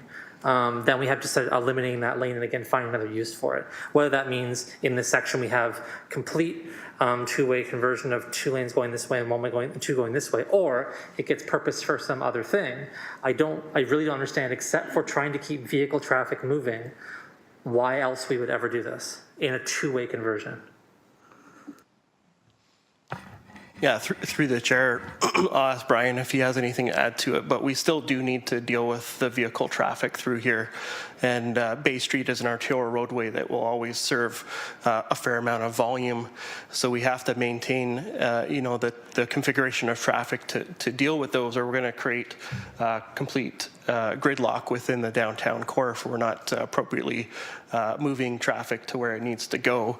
Brian, I'm not too sure if you have anything to add to that. Through the chair, I think Mike alluded to it in one of his previous comments, and you as well, Councillor Kretsch, that it does vary by intersection. In that case, just to the west of it, we've identified opportunities for on-street parking, which slows down traffic, buffers pedestrians. There's a green island that mirrors the left turn lane.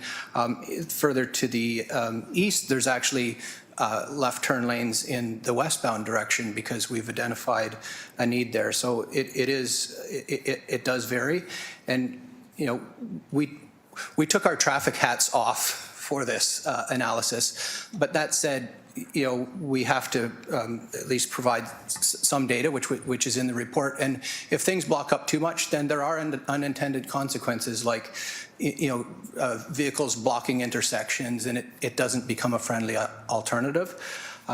So this is what we feel is the kind of the optimal configuration. Last question for me, and then I want to make some comments whenever that's appropriate to do so later.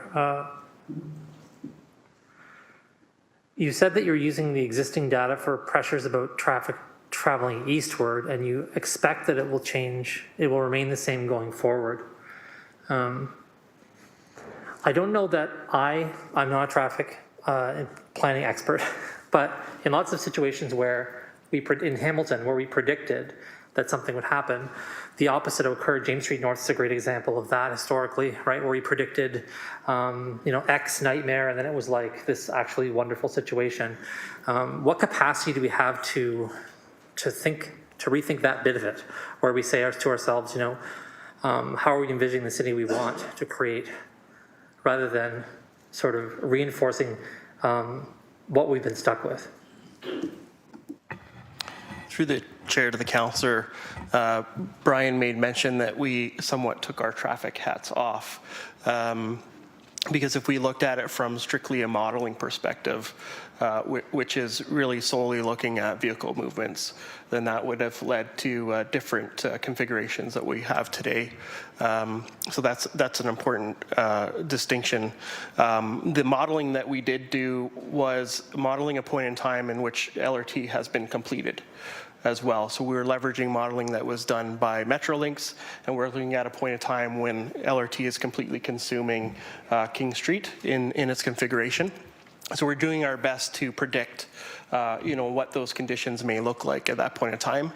It is not a perfect science by any means, but it's we're using the data in a traditional way that we use for modeling of traffic flow, and that is kind of the best practice. But we know that there are trade-offs that we're making, that Main Street will not function the way that it functions today, that if you want to drive from one end of Main Street to the other and you want to do it in 20 minutes, that's not what your experience is going to be in the future. That's not what we want it to be anyway. That's not what we want Main Street to be. So there are some presumptions made in that, but we're fairly confident in those assumptions that we've made, and that the proposed configuration is the best one, using the analysis and the traffic hat on or off type of scenario. Thanks. Those are my questions. Thank you. And following other chairs, just kind of if your folks are hitting the 6-minute mark or so on questions, I'm kind of hoping that's okay, because we won't do a second time, and hearing that that's kind of signal. So just wanted to share that happened there, and we'll continue it on throughout the speakers list. That will be a little lenient, hoping to get it done on first round. Speaking of which, Councillor Tattison. I won't take up near 6 minutes so people can have my extra minutes. One of the questions that I have is regarding the cycling lanes, and in that section, like when I drive down Hunter, there's bike lanes that go both ways on the same side. Am I going to assume that the bike lanes will travel in the direction of the traffic that they're closest to? So I guess the south side would be traveling, let's see, south is going to be this side, so traveling west, and the north side will be traveling east. Is that how those bike lanes are going to operate? Through the chair to the councillor, that's correct. Okay. It's not a cycle track, it's bi-directional split. Yeah. Okay, thanks. So I'll take my bike helmet off now, and I'll talk, and I'll put my seatbelt on and pretend I'm a motorist.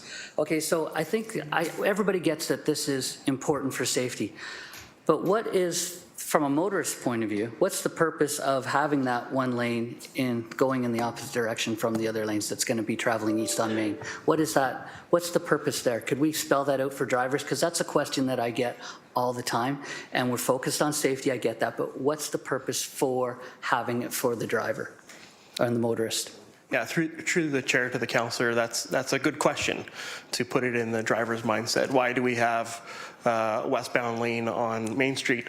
And the answer is LRT, essentially, because the westbound traffic through the downtown is served on King Street, and a large proportion of westbound through traffic is going to be consumed by LRT. So we need to look at ways to move that traffic, and it's going to enable movement of vehicle traffic and utilize Main Street. The other factor too is that transit will also operate on Main Street in the westbound direction today to supplement the operation of the LRT. Okay, that's a great answer. Thanks so much for that.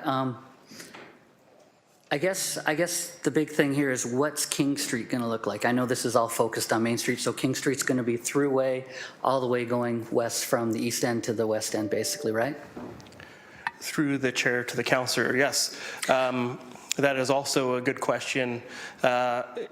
Between now and when, so depending on when LRT construction starts and where it starts, essentially King Street would stay the same as solely westbound traffic, and but eventually that will change with LRT reconstruction. But there may be a point in time when we have full westbound traffic still operating on King Street, and then we have a two-way configuration on Main Street. But we don't know the schedule for LRT and when it may or may not begin and where it's going to begin.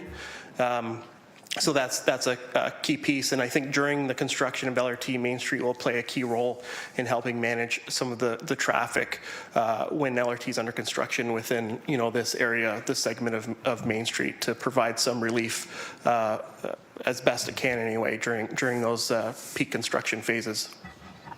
And just one more point, I guess. Are we going to be allowing people to make left-hand turns on Main Street across 3 lanes of traffic, or will that be just, right turn onlys? Through the chair to the councillor, will we be enabling left-hand turn lanes? Yeah. Yes, at some intersections we have protected left-hand turns and lanes to allow that. I don't want to say yes for every intersection because we want to do that analysis as part of the detailed design. So maybe the answer is yes and no, depending on the intersection and how we want to operate that intersection. Okay, thanks very much for those answers. Appreciate it. Thank you, Councillor Tedison. Councillor Danko with Councillor Maureen Wilson on deck, followed by Councillor Nam. Thank you, Vice Chair. So my first question is just on the pricing, the estimated construction costs. So just so I'm clear, it was in the presentation that about $11 million of the total cost is money that we would have spent anyway on Main Street. Through the chair, that's correct.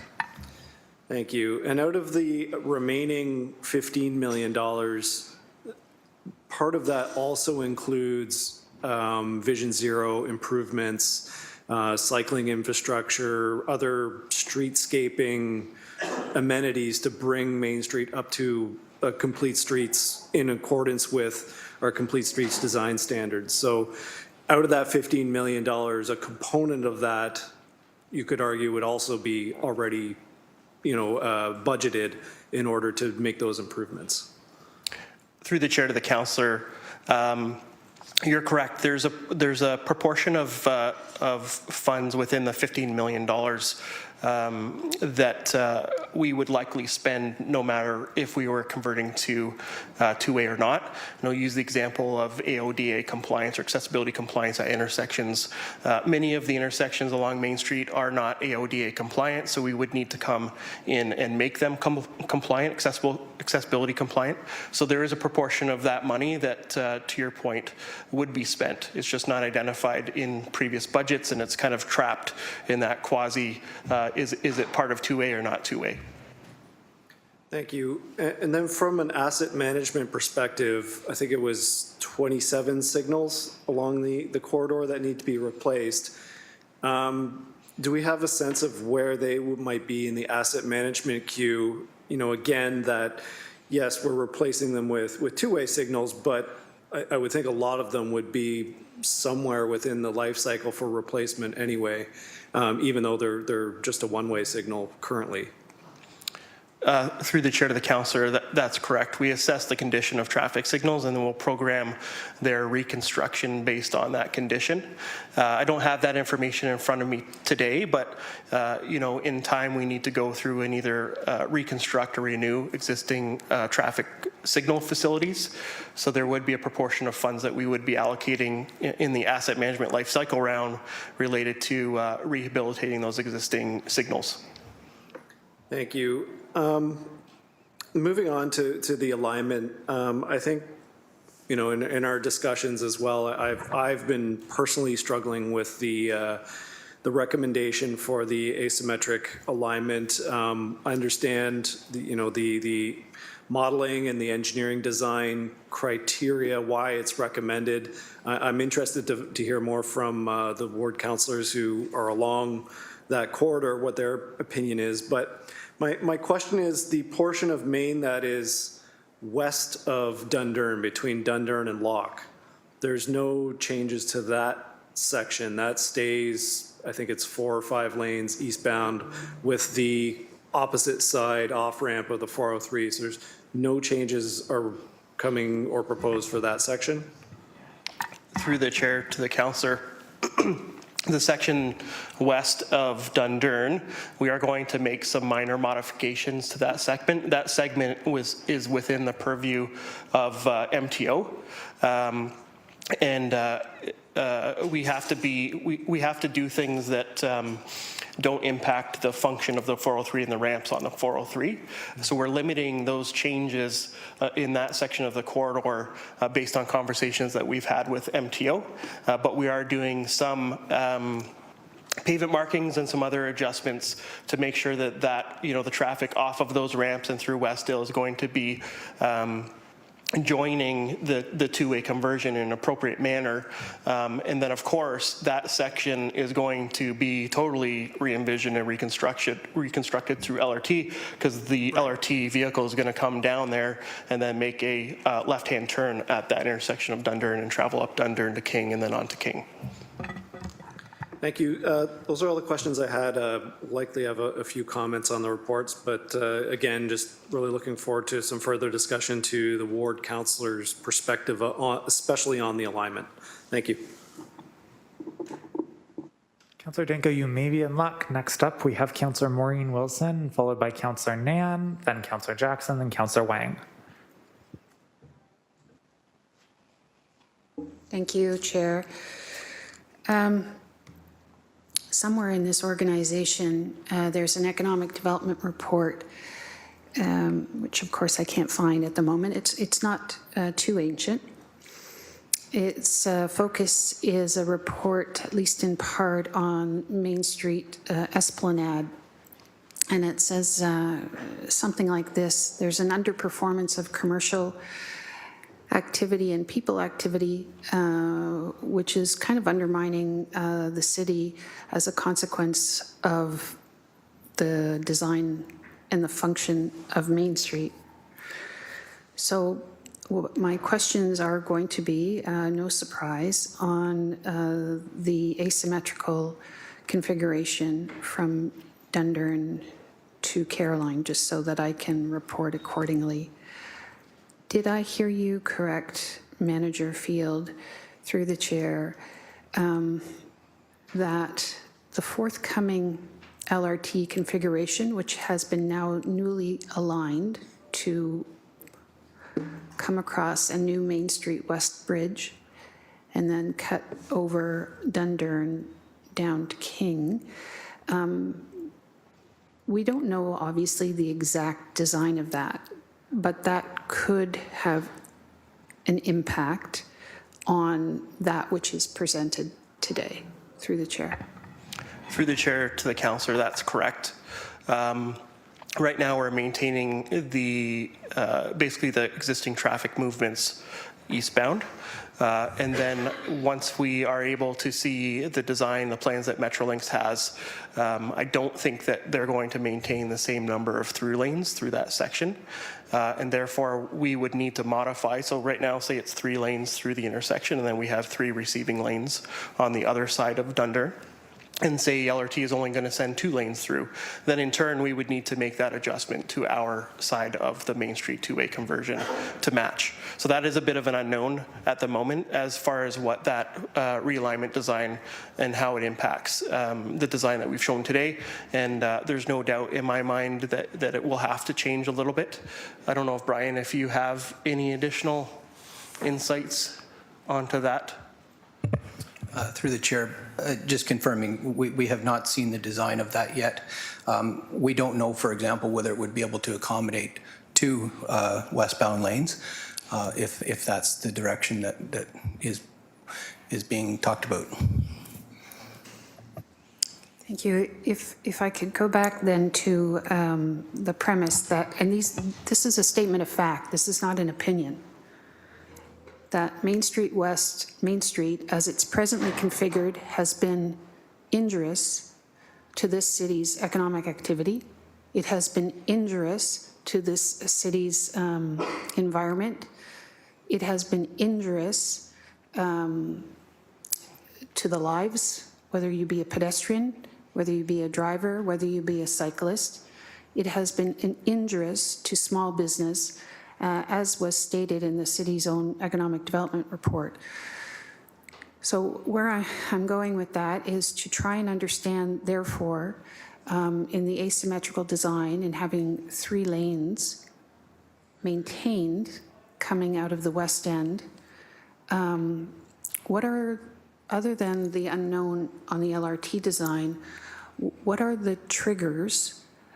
Because it's stated, I think, in the report and or the presentation, and I beg your indulgence of trying to pivot to the report a little bit. It talks about the possibilities of activity on the south side of Maine, perhaps a bus lane, perhaps parking, perhaps, I'm just trying to better understand in a community that has borne too much for too long on a design that has been hostile to everything that breathes, what are the triggers of those future possibilities? Through the chair. Through the chair to the councillor, I'll answer first. I'll see if Brian has anything to add to that, but I don't think it's the possibility. I think it's included in the design to have that southbound curb lane as a flexible space. It's just a matter through the detailed design and the operational review of what we want that flexible space to do exactly, whether it's off-peak parking or partial timed bus lane or something like that. So the intent is to use that lane as a flexible space and not solely dedicate it to vehicles. It's a matter of working out through those details through the design process and looking at the operation and the function as part of the design as to what is best suited for that flexible lane. So right now it's presented in the report as a couple options that are going to be examined during the detailed design phase. So when we get to constructing it, we're going to put, if it's off-peak parking, that we have the appropriate signage, or if it's, a peak bus lane or something along those lines, we'll have that all incorporated within design. But I'm not too sure, Brian, if you want to add to that since you're the parking expert. Through the chair, yeah, I think you covered it, Mike. Off-peak parking is one model. There are others, and just to clarify, if in the alternative proposal, as per the report, the balanced design, if that included two lanes in each direction, that may reduce the opportunity because there's in this design there's 3 lanes and it gives you a little bit more flexibility to do things with that third lane. In the 2 and 2, I think there would be more resistance perhaps to just taking one of those lanes. Yes, thank you. So a question was asked, how does some of the councillors who are representing life in and around this hostile piece of real estate feel? That's what I'm going to be hanging my hat on, is the possibility. I'm not interested in allotting that public asset to just more of the same, just in 2 different directions. I am interested in the design coming forward, which gives us the flexibility in that 4th lane to make life better for more people, to make life better for small business, to make life better for pedestrians, to make life better and healthier. And that's what I'm hoping the detailed design will enable us to do, because I am not interested in the supremacy of vehicular movement as the #1 determinant in our evaluation matrix. So, thanks very much. Thank you, Councillor Maureen Wilson. On our speakers list, we have Councillor Nan, Councillor Jackson, and Councillor Wang on the presentation. Councillor Nan? Thank you. Through you, Chair. Appreciating the report presentation and overview. And I have to say, as the Ward 3 councillor, I feel like the neighborhoods in my ward are faring the best in terms of this design and what that means for livability, more complete streets, and more importantly, a safer main road that enables our multi-generational families and households to be able to cross Main Street to access our schools, elementary schools, and other amenities in the neighborhood, as well as enjoy being able to frequent our returning small business community along Main Street. Also appreciating the recommendations as it speaks to some cost saving and time saving aspects, and had a couple questions remaining around cycling and the asymmetrical design. So first of all, on cycling, if I can. Through you, there was references to north-south connections on the network, namely Victoria, and then eventually Sherman up southbound towards Maplewood. There remains a disconnection going northbound on Sherman, as the cycling track on Sherman isn't going to be connecting all the way over to Cannon. But it leaves the door open for Sanford Avenue. And there was previous direction from council to staff to reconfigure Sanford Avenue to right-size the amount of the roadway dedicated to vehicle traffic by adding bidirectional cycling connectivity north and south. So where does that fit in the Main Street design that was presented today? Through the chair, yes, that is being looked at by the integrated active transportation team, and I believe this design would be totally flexible to accommodating any type of facility on Sanford. Right now, Sanford's three lanes, one direction, so there's an opportunity for different types of facilities. And I don't want to speak for design, but that would also be part of the detailed design to look at those questions. Okay, great. So it comes in the detailed design portion of the work. So if I can just be very clear, will that be integrated in as part of the work that the consultants are doing?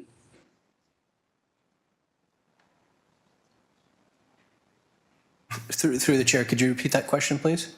I just want clarity and specificity about, will the detailed design be integrating the cycle track connectivity from that which is proposed on Main Street to Sanford Avenue for the new cycling infrastructure? And will that be done in a way that aligns those roadways, as there is outstanding direction as it relates to Sanford Avenue that also says in coordination and alignment with the LRT and Metrolinx design along King Street? So I'm just mindful of Main Street having cycling infrastructure right at Sanford, the outstanding work that remains for Sanford for cycling infrastructure, for cyclists to be able to come north and southbound along Sanford and connect onto Main Street. Through the chair, and Jackie may want to clarify a couple of things here, but when I was referring to it can be looked at from two perspectives. One is from kind of the network planning perspective, but also just specifically at the intersection of Sanford Avenue, looking at how that might connect to a north-south facility, if that makes sense. Thanks. I can add to that. I just do want to be clear that the work that we're proposing here is for the Main Street components. And so if there are future connections on, for example, Sanford, there may be changes that are needed to be made to make that integration. But the design for Main Street will be done anticipating what's coming to allow for flexibility, but it won't include the specific integration for a street that may not be timed exactly in coordination with this one. So there will always be future elements to layer in. And so part of what we try to do is anticipate them and be ready for them without extending the scope into all of the potential future connections. Is that okay? It does help. Thank you. Through you, Chair. So the detailed design is confirmed to anticipate the Sanford two-way cycle infrastructure. Got it. Thank you. On the asymmetrical design, for the most part in Ward 3, it accompanies cycling infrastructure up until Sanford, and then Sanford eastbound to Ottawa Street we have that flex lane that enables more parking or bump outs, et cetera. And I think that what I've heard from the local business community is that they've already benefited from the conversion of the northbound lane into less restrictive parking. It has enabled much more stopping and shopping in that particular stretch. So I think it will be quite welcome in the ward. However, the concept of the asymmetrical still poses a bit of a challenge. And if I could, through you, just ask staff to describe one more time or help us understand on behalf of our residents how the asymmetrical design fits our evaluation criteria as it relates to safety and environment as being the primary deliverables from a community perspective versus an emphasis on traffic flow.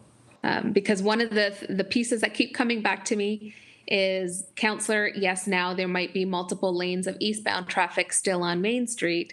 Westbound traffic is reduced overall with the LRT. What is one lane going to do for us in terms of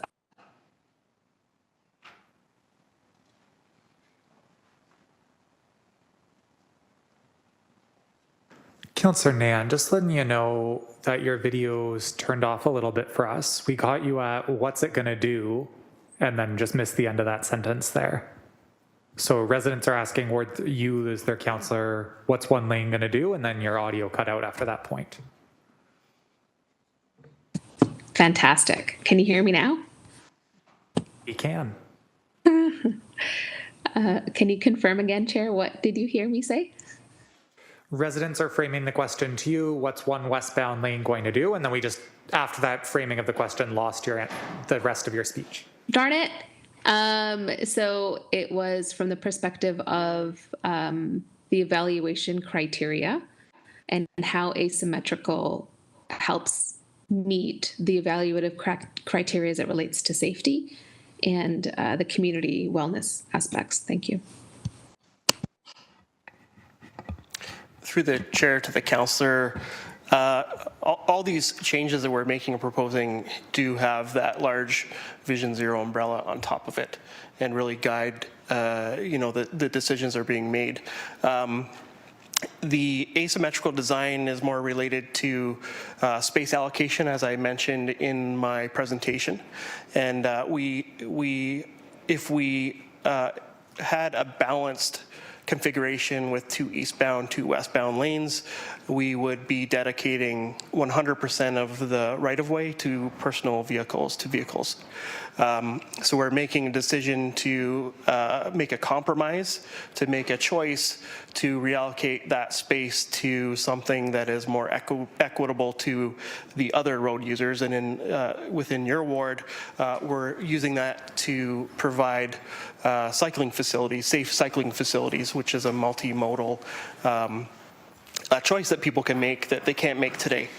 The other thing that it does is that it narrows the roadway and it provides a traffic calming effect. It's putting Main Street on a what we would refer to as a road diet.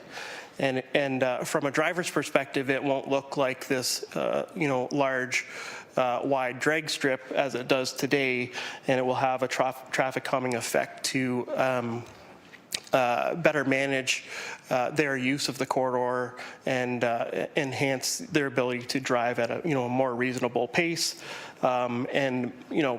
As I made mention in the public information sessions that we held, for those who want to drive quickly from one end of the city to the other, to make better decisions about that, to use the link or the QEW or those roadways that are really built and constructed to serve that purpose, and not to utilize Main Street, because that's not what we want to have Main Street do for us in the future.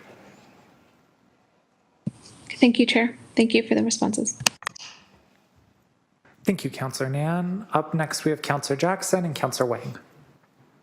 Thank you, Acting Chair Alex Wilson. And I just have, for my own benefit, Acting Chair Alex Wilson, I just need to do a wrap on a few matters just to make sure I completely understand on behalf of my constituents this behemoth of change that is coming to Main Street. And yes, I continue to be a supporter as I began over 20 years ago with the James and John Street north-south, which were the first main arterial conversions of the downtown.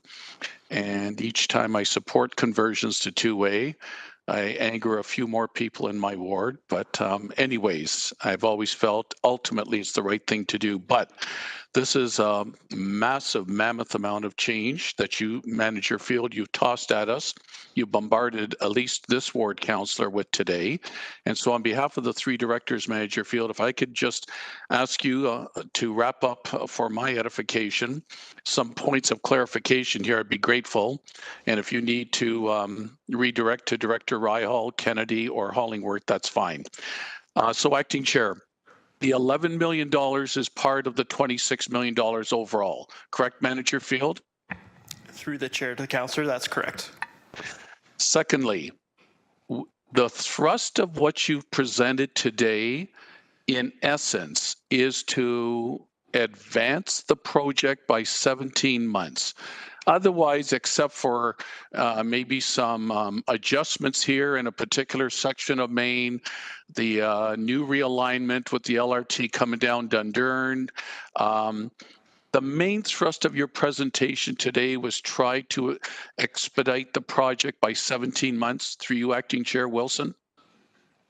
Through the chair to the councillor, our objective today was to report back on the direction that was received on the December 4th meeting and attend to those 4 questions that were proposed, one of them being about how we can deliver this project faster than what was originally shown back on December 4th. So Manager Field, if approved today and ratified at council next week, are shovels going in the ground towards the end of this year? Could you clarify that through you, Acting Chair Wilson, please? Through the chair to the councillor, and I'll just double check with Director Kennedy. I believe within the report, the shovels in the ground say 2026. Thank you. Through the chair. We will be aiming for 2025 based on this preliminary staff level review of the schedule. As we bring a consultant on board, provided that this is approved at council next week, as you articulated, Councillor Jackson, we will be working with them to see what we can do to bring it further forward. If there are coordination elements that can be advanced, or if it makes, if there are gains to be had by looking at approach that segments the work. So we complete, there's 4 sections through the presentation. If we were going to look at it in 4 different delivery pieces, what gains would be had on that. I don't want to split it up too much because I think that ends up being quite risky, but there may be some ways to advance. But at present, we would think we can achieve a 2025 construction start. Okay, thank you, Director Kennedy. So for those listening in from the community, nothing. So not even a single signalized intersection light pole will be replaced, Manager Field, in 2024. No signage will be removed, two-way coming in the future. Nothing like that, if you will be done in 24. Through you, Acting Chair Wilson, correct, Manager Field? Through the chair to the councillor, that's correct. There's no planned works for this year. Can you further help me and my constituents understand that are curious? So LRT timetable, Main Street two-way conversion timetable. I am so confused in terms of mixed messaging coming out of Metrolinx. Can you help me, to the best of your ability, Manager Field, clarify? Are both projects running concurrently over the next, if you will, between now and 2028, over the next 4 to 6 years? or can you, to the best of your ability, I know you're not representing the project office for the LRT, but honestly, I'm still confused as to if the projects and both King and Main, literally for the next 4 or 5 years, will be under construction. Through you, Acting Chair Wilson, please. Through the chair to the councillor, we do not know the schedule for LRT. So that's a question that I can't answer. However, in the scenario that the two projects would overlap, we have had discussions with Metrolinx, and we would endeavor to coordinate the two projects if they're going into construction at the same time to make sure that any disruptions are managed appropriately. But we don't know the schedule for LRT. Is Director Abdul Sheikh there by any chance, Acting Chair Alex Wilson? If not, I won't belabor the meeting. I won't hold up the meeting. I can talk to him later. Not in the room. I'd have to check with clerks to see if online, but I'm not thinking was yeah, I'm seeing shakes from the bench. I don't think was invited in for this meeting today. Maybe if he's listening in, then he can respond accordingly afterwards. Thank you, Acting Chair. A couple of more questions. Listen, for the downtown councillors, primarily from wards 1 to 4, I cannot imagine the enormous number of EDR signs that are going to be going up all across neighborhoods and that. Give me some sense and feel, Manager Field, of exactly the EDRs and obviously the adjustment motorists are going to have to make and using neighborhoods to travel primarily east and west. Through you, Acting Chair Wilson, please. Through the chair to the councillor, I'll start and then I'll let Jackie finish it. It's no different than any other construction project that we do at the city. We will look at how to best manage traffic through the corridor while construction's occurring to make sure that it's being detoured in the right way to the right location, and do our best to mitigate infiltration within neighborhoods and traffic where it doesn't belong. But I'll let Director Kennedy add to it. Thanks, Mike. I mean, this is typical of any road construction project. There will be disruptions. We will work closely with transportation before we do any detours to confirm what the right best approach is.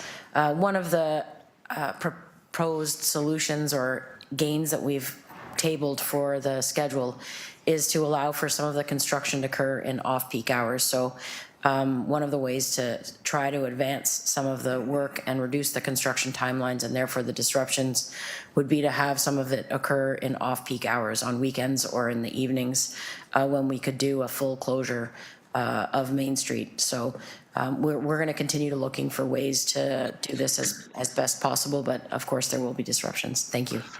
It sounds like Director Kennedy and Manager Field, you both have this on your future radar from a sensitive standpoint for neighborhoods.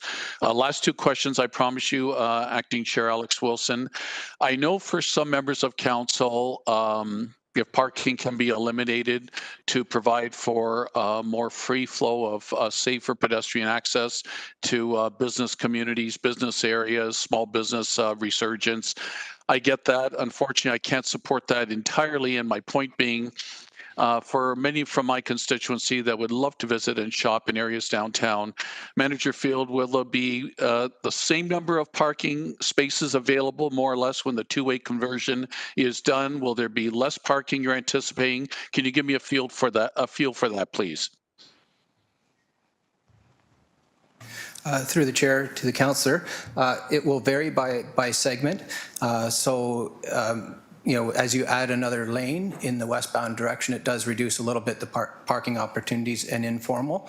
But the parking out in the east end, as discussed previously, which has been provided in a temporary way and as noted by Councillor Nan as being appreciated by businesses and residents, that will stay. And then through the downtown core, that third lane will become opportunities for parking to support businesses, loading as well. And generally we'll look at this from how best to manage the curbside for the people that need it. Thank you, Director Hollingworth. And lastly, Acting Chair Alex Wilson. Manager Field, can you repeat again? There were 2 or 3 projects that will be sacrificed in terms of postponement or delay. Can you repeat them again, please? I don't believe I heard any of my East Mountain projects, but I'm going to be extremely pro-kill at this moment. And could you just repeat the 2 or 3 that I thought I heard you say you need to have those staff resources to the two-way conversion on Main? And that's my last question, Acting Chair.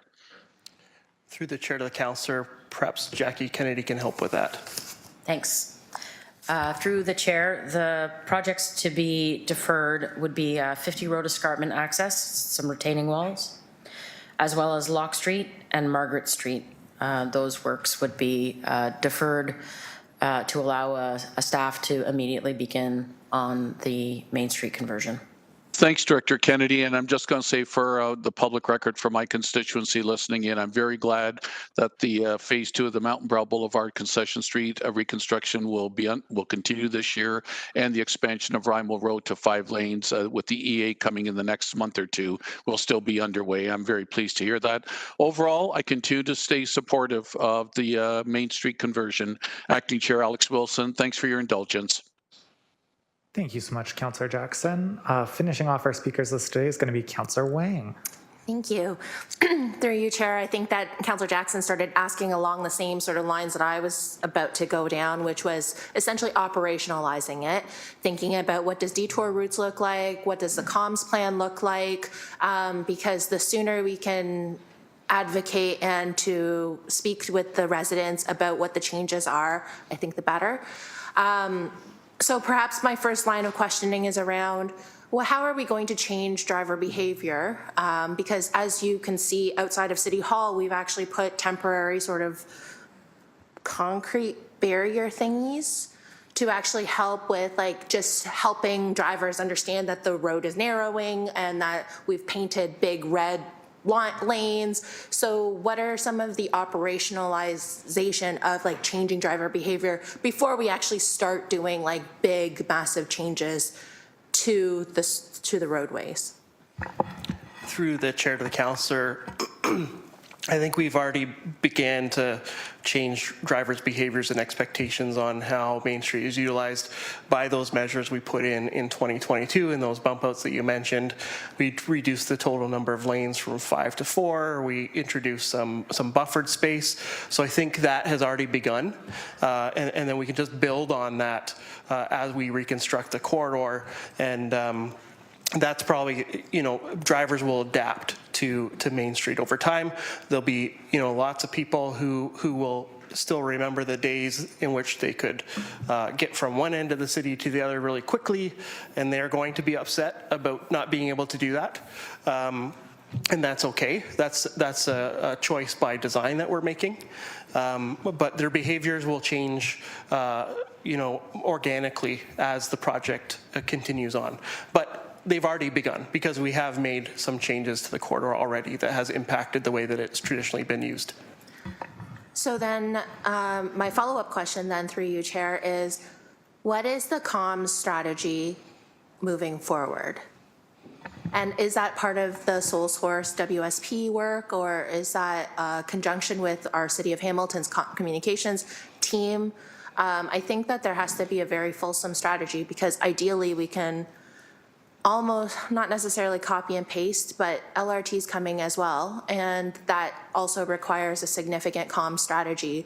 So what does that look like, given that if we think about the timelines, this is happening sooner than what we know of what LRT is coming. So what are we doing here? Yeah, through the chair to the councillor, I alluded to just at the end of the presentation about our robust comms plan for this project. That's a really important piece of it so that residents know what to expect and when to expect it. And then we would be developing that and already have begun developing that with the corporate comms team to map what that will look like.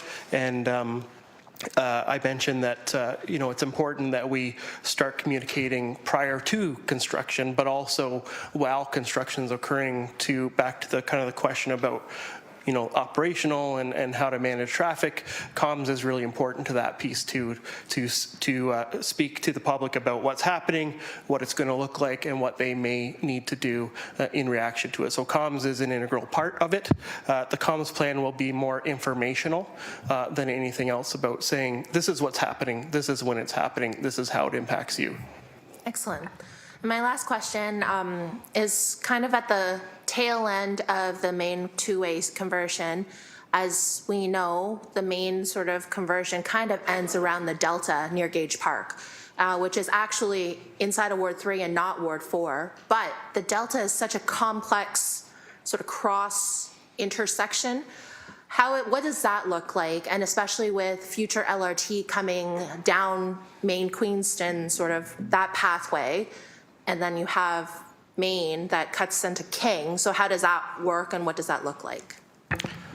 Through the chair to the councillor, I didn't show it today, but we do have an interim design for that intersection that we have designed to have Main Street function as two-way through the intersection. And then we also have a preliminary design that has been done in concert with Metrolinx to see how that intersection is going to operate when LRT is constructed, to make sure that two-way and LRT and the convergence of all those things works through that intersection. So that work has been looked at.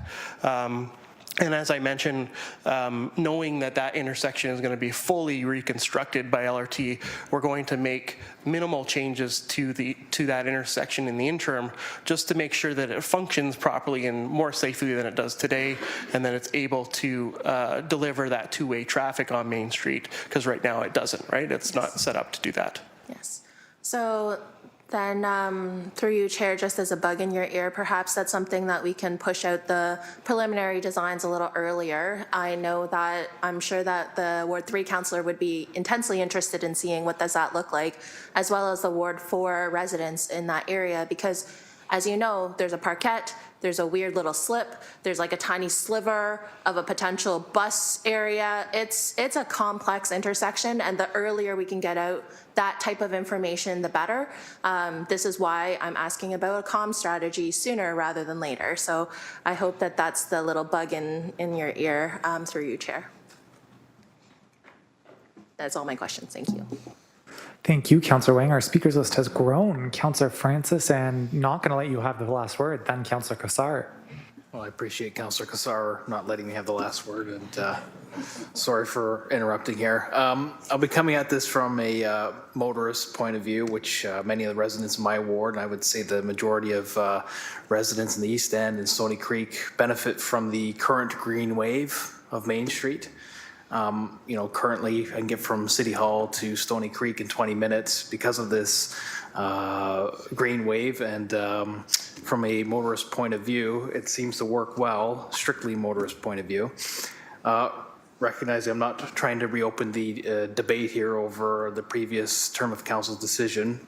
Just having difficulty envisioning what traveling on Main Street will look like with this current configuration, or with this future proposed configuration. Can you help me elaborate on what the plan is for light synchronization? So two-part question. So what the plan is for light synchronization and the time to travel eastbound on the future two-way Main Street, and most importantly, what impact is this going to have on emergency response time? Thank you. Through you, Chair. Through the chair to the councillor, it will be slower. It will be slower to travel on Main Street. The synchronization, I can't answer today. That is part of the detailed design to figure out how the signals are going to work in concert with each other. Right now they work on something called a fixed operation, where they are timed and they're scheduled. The green wave was eroded back in 2022 when we made those enhancements, and it's not the same green wave that it was where you can drive at speed without being slowed. So, and that goes back to the question about changing driver behavior, in that we've already started to change the expectations related to the green wave. The coordination of the traffic signals will occur, but we need to balance the needs of motorists to travel through the corridor with the needs of other road users, whether they're pedestrians or cyclists, to make sure that when they need to cross the street or they need to use those signals, that it's functioning for them. And then related to the question about response times for emergency services, as part of the consultation process, we did consult with Fire and Hamilton Police Services and EMS, and they provided input during the consultation phase. And we work with them constantly, and even through the upcoming or leading into construction, they're part of the pre-construction meetings and conversations to make sure that they're being accommodated best they can during the construction phase.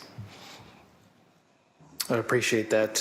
Through you, Chair, just to elaborate further, sorry, just to clarify, will emergency response times be slowed down as a result of this change? Just for total clarity, through you, Chair? Yeah, absolutely. And then I know the bench wanted to get in as well. So maybe Director Field, if you want to start that one, and then it can go wherever it needs to go. Sure. Yeah, through the chair to the councillor. I can't answer that question because I don't have the information or the logistics of how they manage their response times. We are looking at, as a separate conversation, looking at emergency vehicle preemption. That's where the emergency vehicles can change the signals. That is something that we are exploring that's somewhat associated with LRT and Main Street, but I think it was Carolyn wanted to join in? Not sure. Through the chair, I was going to comment on the earlier piece before the emergency vehicle comment. With regards to the synchronizations, that was a very good question. I just wanted to also just make mention that as the segments come online, there will be continuous monitoring similar to what we do now in all the corridors, because there will be tweaks that will be made, and the signal timing is one of them, for example. So as each segment comes online through the construction, there will be opportunity as we continue to monitor how traffic is operating, as well as, again, all of the different pedestrians and cyclists. We will be tweaking the network as required once it's constructed, just for everyone's awareness. Oh, I appreciate the elaboration there. I'm good. Thank you, Chair. Thank you, Councillor Francis. Councillor Cassar. Yeah, thanks, Vice Chair Wilson. Just wanted to make a quick comment, kind of summarizing what I've heard here, and pick up on what Councillor Maureen Wilson was saying. Our vision is to be the best place to raise a child and age successfully, and parts of Main Street it's been very difficult to do that, because when you have a highway running through the city, you cannot have a thriving neighborhood. You cannot have children be out, there safely. It's difficult for businesses. If you walked from Dundurn eastward towards Queen and towards City Hall, there's not a lot going on there, whether it's residential or business, because it's a pretty scary place to be. So I think we need to keep in mind that, yes, this has changed, and that's been mentioned by a couple of councillors. It's going to be different. But if we think about creating or fulfilling our vision, and we also think about the cost of living, we just finalized the budget. By having more density, whether it be business or residential, we bring more revenue. And if we have a more inviting Main Street, if we have a place where people can feel they can live and work and play, we'll have more development. And that's going to help the cost of living. So there's a lot of connections here. It's not just looking at one project, how long is it going to take to get from the 403 to Stony Creek? Because yes, it's going to be different. But with better public transportation, we can actually move more people more quickly. It's, transportation's, the whole thing about transportation is to move people, not to move cars, right? So there's a change that's happening here, this dynamic that we're a part of and we're living through. We need to keep that in mind here as we look at this as one change in transforming the city. So I just wanted to put that comment out there and for folks to keep in mind. Thank you. Thank you, Councillor Cassar. And in the spirit of getting more comments like that, what I'm going to ask for is actually a mover and a seconder. So maybe you can start us off by moving to receive that presentation, seconded by Councillor Kretsch.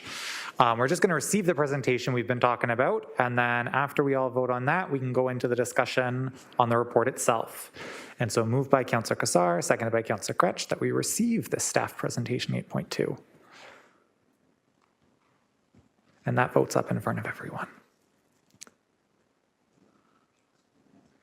And then just as everyone's voting, a bit of a roadmap left for today. So we are going on to discussion on this report 8.2. Then we have 4 discussion items on our agenda, 11.1 through 11.4. We then have 2 motions on the agenda, and I've also heard that we might have a notice of motion as well. So just keeping in mind, folks, what's left on the agenda and the best thing we could do is vote now to move to the next step if you haven't already. Councillor Jackson, are you able to vote?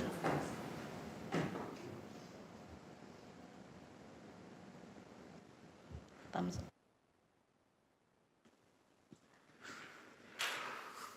Thank you, and that carries 13-0. Thanks everyone for receiving that. We're gonna move on to the main report. Could I get a mover and a seconder to put the report on the floor? Councillor Nan and Councillor Maureen Wilson. Is there any discussion on the report? Yes, I recognize Councillor Maureen Wilson, and I believe you also have potentially an amending motion to introduce. Thank you, Chair. First of all, what I neglected to say when I was on the speakers list previously was to express my gratitude to staff for their attention that they have been giving this since May of 2022, and I really appreciate it. I know their professional eyes and ears have been very attentive, and so I also appreciate the way in which they heeded this committee and council's request to come back with a compressed schedule and the attention that they gave to that. So first of all, very, very grateful. What I am looking for is, in my previous statements, I was trying to tease out from staff some of the possibility or what kind of lens were they going to seek to activate in the detailed design on that curbside lane. And we heard from Director Hollingworth about transit lane, we heard about parking, we heard about greening, we heard that they're going to be bringing that active eye. So I have an amending motion just to try and make sure we bookmark that active eye when they do their work, hopefully with the support of council for the proposal that is before us. And I've given it to Elsie McIntosh, and if she would be so kind as to accommodate my request to put it up on the screen. And do you have a seconder, Councillor Maureen Wilson? Councillor Nan.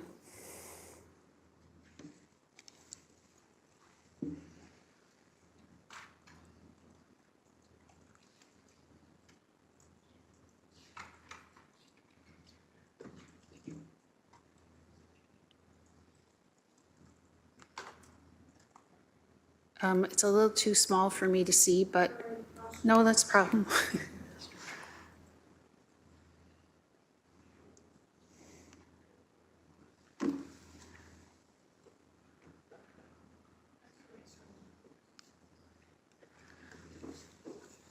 I'll read it off my screen.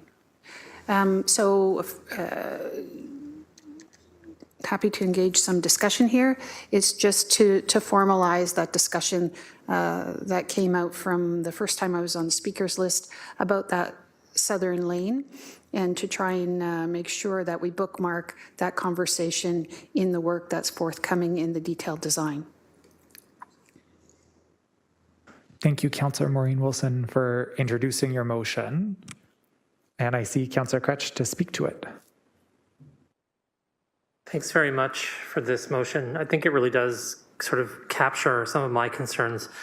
Being fair, Bay Street is only one real big block away from the edge of Ward 2. So really the primary impacts of some of the things that we're talking about are more in Ward 1. So thanks for leading on this. I think we need to make sure the detailed design incorporates these possibilities of using that lane for non-vehicular uses. That's just got to be the way I think we move forward here, not having 4 lanes of vehicle traffic on Main Street in any way, shape, or form. And I hope there's a chance as part of this process to have some consultation with the councillors, again, who are going through this in their wards. So I'll leave that there, and thank you very much. Thank you, Councillor Kretsch. Is there any more discussion on the amendment that's been moved to the report? So we're just on the amendment right now. I'm not seeing any discussion on the amendment. I think we can call the vote up.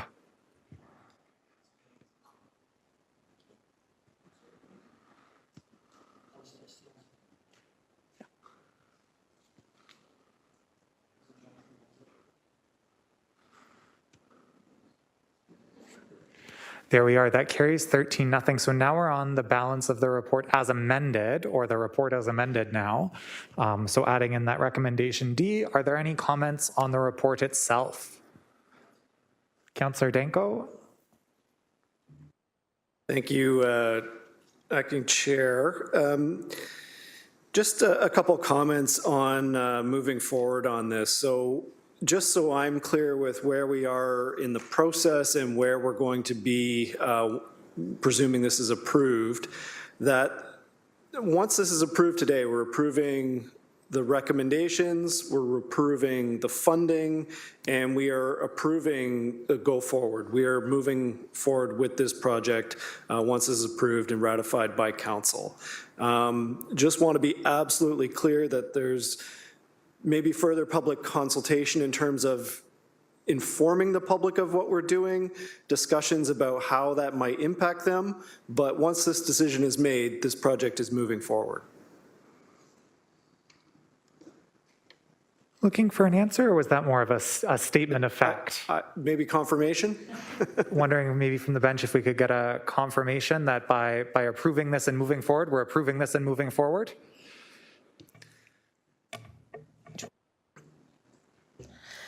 Thank you. Through the chair, I'm just thinking about the potential impact on the design progress with, and conferring with my colleagues here about what we need to look at in terms of how big of a change would this be to the concept of the design in terms of progressing the design schedule.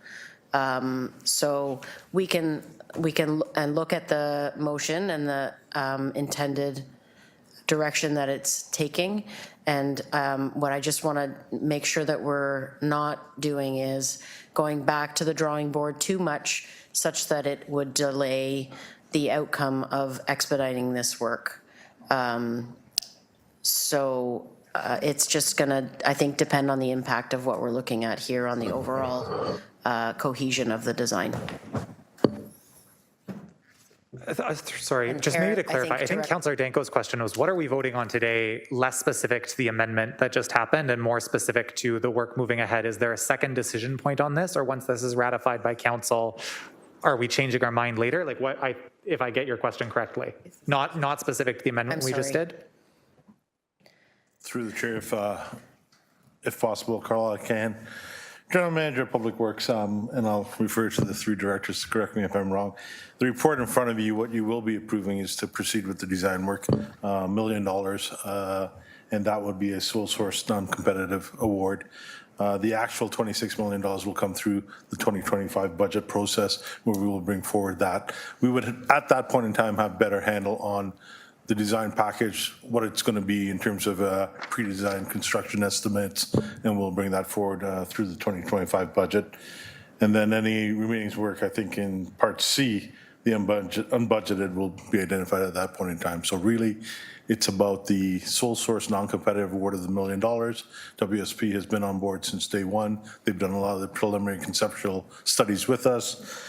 It's really integrating Complete Streets, Vision Zero, and the work that they've done to date, and we can hit the ground running if this is approved next week through council.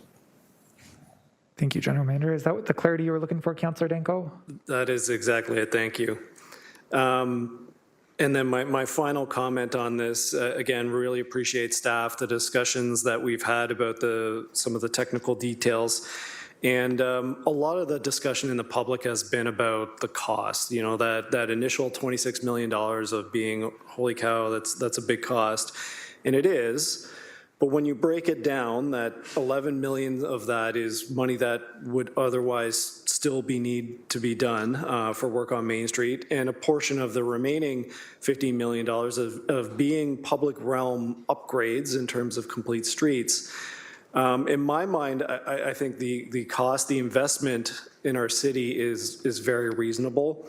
And if I look forward, you know, between 2024 and 2028, the next 5 years, what our capital work schedule is, we have $2.9 billion in total across all wards, across all city departments of capital investments currently in our multi-year budget So that component of $15 million for the Main Street two-way conversion is less than half of 1% of the total amount that we will be investing in capital infrastructure across the city. So while it is, a significant amount of money in the context of the city's greater capital budget and the returns that we intend to achieve on this investment, in my mind anyway, I'm very supportive and looking forward to getting this work done as quickly as possible. Thank you.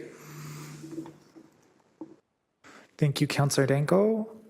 I'm not seeing anyone else on our speakers list. Are we okay to vote on the report as amended? Seeing some nods, okay. And so that was moved by Councillor Nan and seconded by Councillor Maureen Wilson to put the report on the floor. We've had our discussion. It's been amended. Let's go.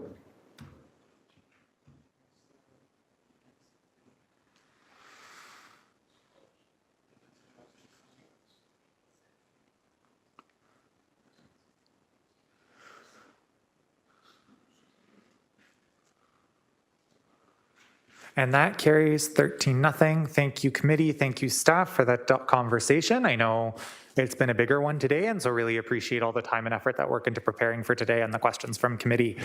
I'm going to go a little fast because I know we have some folks stepping out and we got to kind of keep going. And so next up, we have 4 discussion items. We've had some delegations on one of them already today.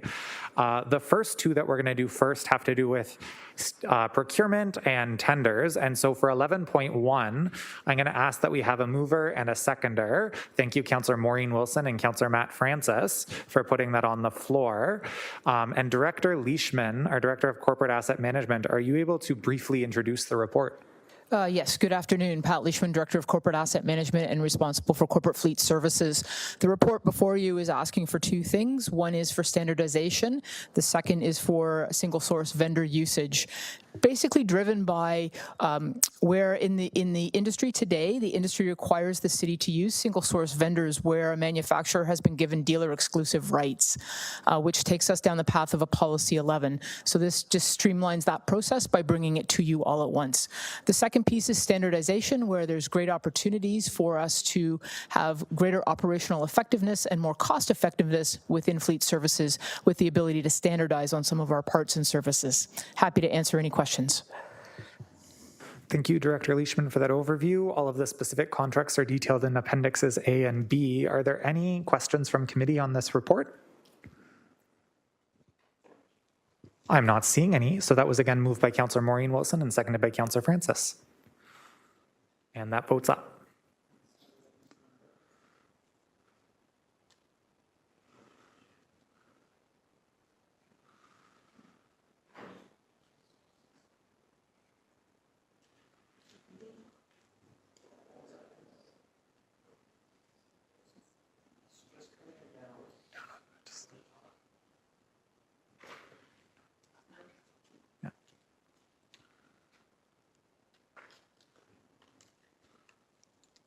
Oh, thank you. That carries, I'm assuming, 11-ish, nothing? 12-0, there we go. We've had some community members have to step out. Next up is 11.2. Oh, thank you everyone for that one. 11.2, this is the award of tender C157623, which is the construction of the spray pad at Woodlands Park in Ward 3. May I please have a mover and a seconder to approve this report? Seeing an eager moving from Councillor Nan and Councillor Spatafora as a seconder. Loves parks. Thank you everyone for that. Director Cynthia Graham, Director of Environmental Services, are you able to give a brief overview of the report? Yes, through the chair, Cynthia Graham, Director of Environmental Services. So this report essentially gives staff the additional funds and the authority to award this tender.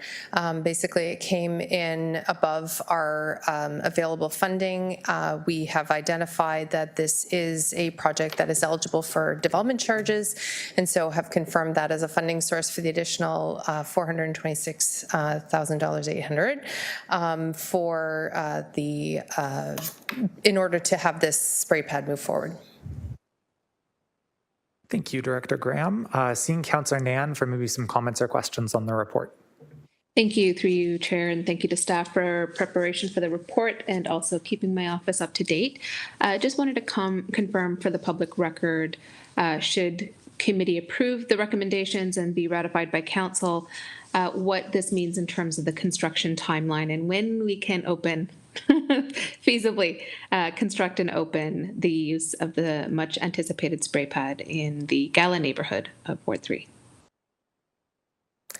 Through the chair, we do have Manager Wes Kindry on the line to be able to speak to the schedule, but the intention would be to award the contract as soon as council ratifies and then begin the work to get the contractor all of the documentation available and the preliminary pieces to get them mobilized.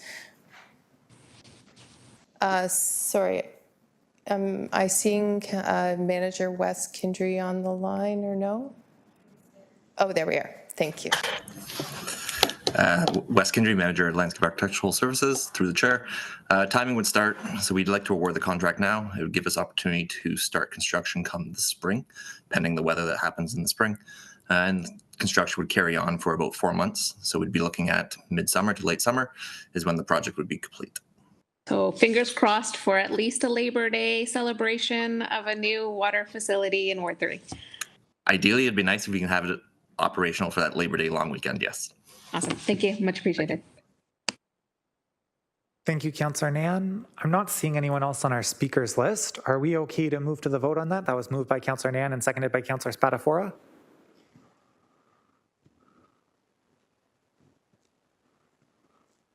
And that vote's in front of us.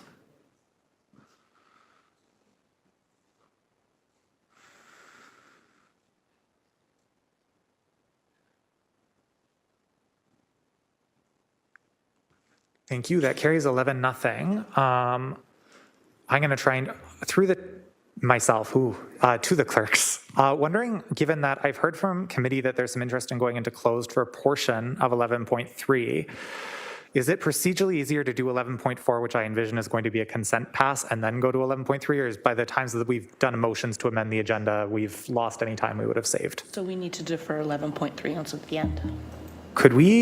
Could I look to committee for a motion to defer 11.3 till just right after 11.4 so we can have that conversation less truncated? I'm Councillor Maureen Wilson, Councillor Kretsch, thanks so much. If folks are able to vote on that, that's my recommendation as your chair to maybe help us go a little fast.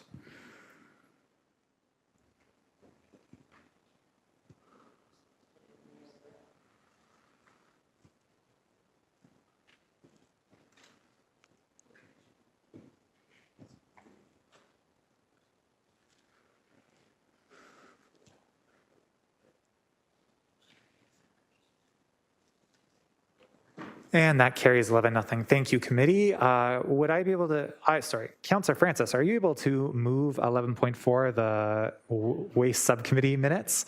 And I'll second that. Is there any discussion on the city of, yeah, Councillor Beattie. Thank you. And through you, just really quickly, I was reading through the transition update of the Blue Box program. I'm wondering, for the benefit of this committee and council, if there's a quick verbal update. I've just become intensely interested after all that work on those diesel packers, Director Story. I'm wondering if there's something you could bring forward. Director Story, what's going on with the Blue Box transition? For sure. Good afternoon, everyone. Angela Story, Director of Waste Management, and through the chair. So the Blue Box transition date for the city of Hamilton is April 1st, 2025. So that has been our date ever since it's been set.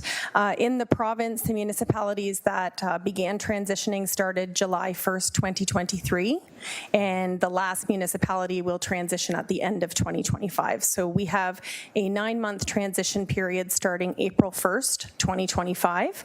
We actually have a report coming forward to Public Works Committee on April the 2nd to talk about what to do with some of the ineligible source materials that will be out curbside. So we're going to be bringing that forward April 2nd of this year to give us a 1-year countdown of when we actually transition next year.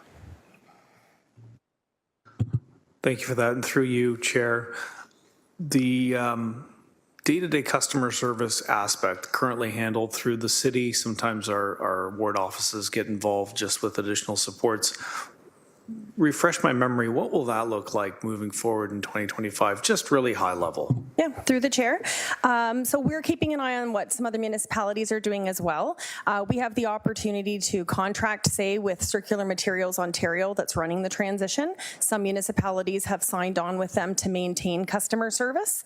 Other municipalities have transitioned cleanly, and in our waste calendar that will go out next year in March, it will identify, if we go this route, who to contact if you've got an issue with your blue box, need a new blue box, your blue box was left behind, et cetera. So at this point, if we fully transition on April 1st, 2025, the contact center would be aware of the transfer number to send it to whoever our collector will be. We don't have that information yet. The RFP hasn't closed with the province.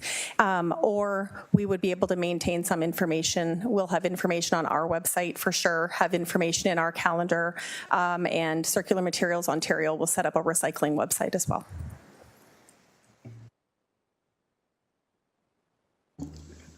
Councillor Apologies, Francis? Chair. I was absent for this subcommittee meeting, so I can't move the minutes. No worries. We'll do it. Moved by Councillor Beattie with the interest, and I'm happy to still second. There we go. And not seeing anyone else on the speakers list, that's now moved by Councillor Beattie and seconded by myself that we receive those waste subcommittee minutes. And that vote's up.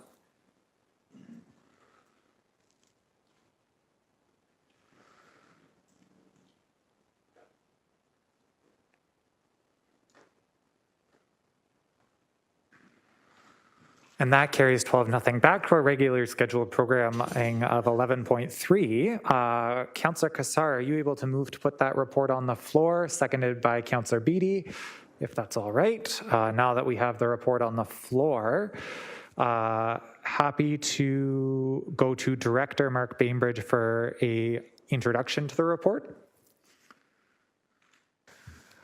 Thank you, Chair Wilson. Nick Winters, Director of Hamilton Water. I'll actually do the introduction, and then we're happy to respond to questions on the report. So the report before you this afternoon presents the results of the detailed drainage assessment study. We refer to it as the Phase 2 study for the rurally serviced existing residential neighborhoods in Ancaster. It is a joint report between Public Works and Planning and Economic Development, given the implications of the recommendations for both of our departments. And there's certainly a bit of history here, so I have prepared somewhat of a longer introduction that I hope helps. The study is the result of historical concerns within Ward 12 regarding management of stormwater from new development and redevelopment properties. In the existing residential zones in Ancaster, those are areas serviced by rural road sections, so ditches and culverts. And a motion in September of 2013 at Public Works Committee was approved, directing staff to study the impact of lot severances on stormwater servicing and flooding risks. A pilot study was initially set up and completed to look at just a small number of streets in Ancaster on the south side of Wilson Street at the time. And while that work was taking place, a 2014 Planning Committee motion was approved to defer all Ancaster existing residential zone lot severances, and that practice continues to be carried out today. The pilot work was subsequently completed and reported back to Public Works Committee in November of 2016, with conclusions that identify the potential for impacts to community stormwater infrastructure from new development. And at that time, Public Works was directed to carry out a more detailed Phase 2 drainage assessment study, expanded to all of the Ancaster existing residential zones. The Phase 2 study was initiated and developed as a continuation of the Phase 1 pilot, looking at the impact of increased hard surface areas within developed properties and defining the increases in rates of stormwater runoff. As committee is aware, higher rates of runoff from impervious surfaces increase the risk for flooding, erosion, and contaminant transport to local natural systems. That Phase 2 study is now complete, and it addresses quite a long-standing, outstanding business list item. Unfortunately, it has taken an extended time to complete the study, both as a result of the complexity of the systems that were assessed, also due to a lengthy interruption that started in 2020, driven by the global pandemic. The Phase 2 study concluded that the impervious lot coverage in the Ancaster existing residential zones could increase by as much as 51 hectares or 126 acres based on the form of development that has been observed in those zones recently. That increase in impervious lot coverage will result in increases to peak stormwater flows received by our municipal infrastructure, decreasing municipal drainage service levels, increasing the risk for erosion potential, and altering water budgets in that area. The recommendations in the report that's before you today reflect the need for a stormwater management strategy to mitigate the impacts of increasing impervious areas on private property. The study process and methodology looked at a range of concepts to consider alternative solutions to the problem. The preferred alternative that's been identified is primarily focused on on-site stormwater mitigation strategies that would have lot level controls constructed during the redevelopment of those private properties. And the staff report acknowledges that the municipal planning landscape has changed recently as Provincial Bill 23 imposed new limitations on the city's ability to control lot developments under 10 units, and that future work is needed to evaluate the city's opportunities to manage stormwater impacts from intensifying neighborhoods. As a result, a Phase 3 study is required in order to identify the most appropriate framework to support the implementation of the study recommendations. That work will reflect the need for inspection, monitoring, and enforcement protocols for private lot level stormwater control measures that fall outside of the site plan control process. I'll say that while the Phase 2 drainage study focused specifically on the existing residential areas in Ancaster, which are characterized by those rurally serviced roadways, the outcomes of the study identify principles and impacts that are relevant across the city, wherever impermeable surfaces are increasing as a result of redevelopment and intensification. And with that context, the outcomes of the Phase 3 study are intended to be implemented across the city, not just in the identified areas of Ancaster. The resulting recommendations presented here today for consideration by Council identify the need to evaluate the opportunity for new planning controls under the proposed Phase 3 study, to continue deferral of lot severances for the existing residential zones in Ancaster until planning controls can be assessed and an implementation plan developed, to undertake an evaluation of public culvert improvements in 5 locations that were identified in the Phase 2 study, and to provide the study results for consideration as part of the ongoing low-density residential zoning project that's being completed by the city's planning division. Now, we've heard from delegates this afternoon that have concerns about the continued deferral of property severances within the Ancaster existing residential areas, and staff certainly understand those concerns. But the recommendations before you today strike the strongest balance between support for sustainable growth and development, while also protecting the environment and protecting affordability across a broader community. I hope the summary has been helpful. I know it was lengthy. We do have a number of staff present this afternoon to support any questions regarding the report. That includes Mark Bainbridge and Hannah Daniels from Hamilton Water, Gavin Norman, Carlo Amendolia from the Growth Management Division in Planning and Economic Development, Shannon McKee from the Planning Division in Planning and Economic Development. And we also have Patrick McDonald, solicitor from the Legal and Risk Management Services Division, and he's present should there be any questions that committee would like to ask in camera regarding the legal implications of the recommendations or alternatives. Thank you, Director Winters, for that overview. It is appreciated. I'm not seeing the speakers list in front of me right now, but based on where it was, I think it's Councillor Danko, Councillor Kassar, and then it looks like Councillor Pauls.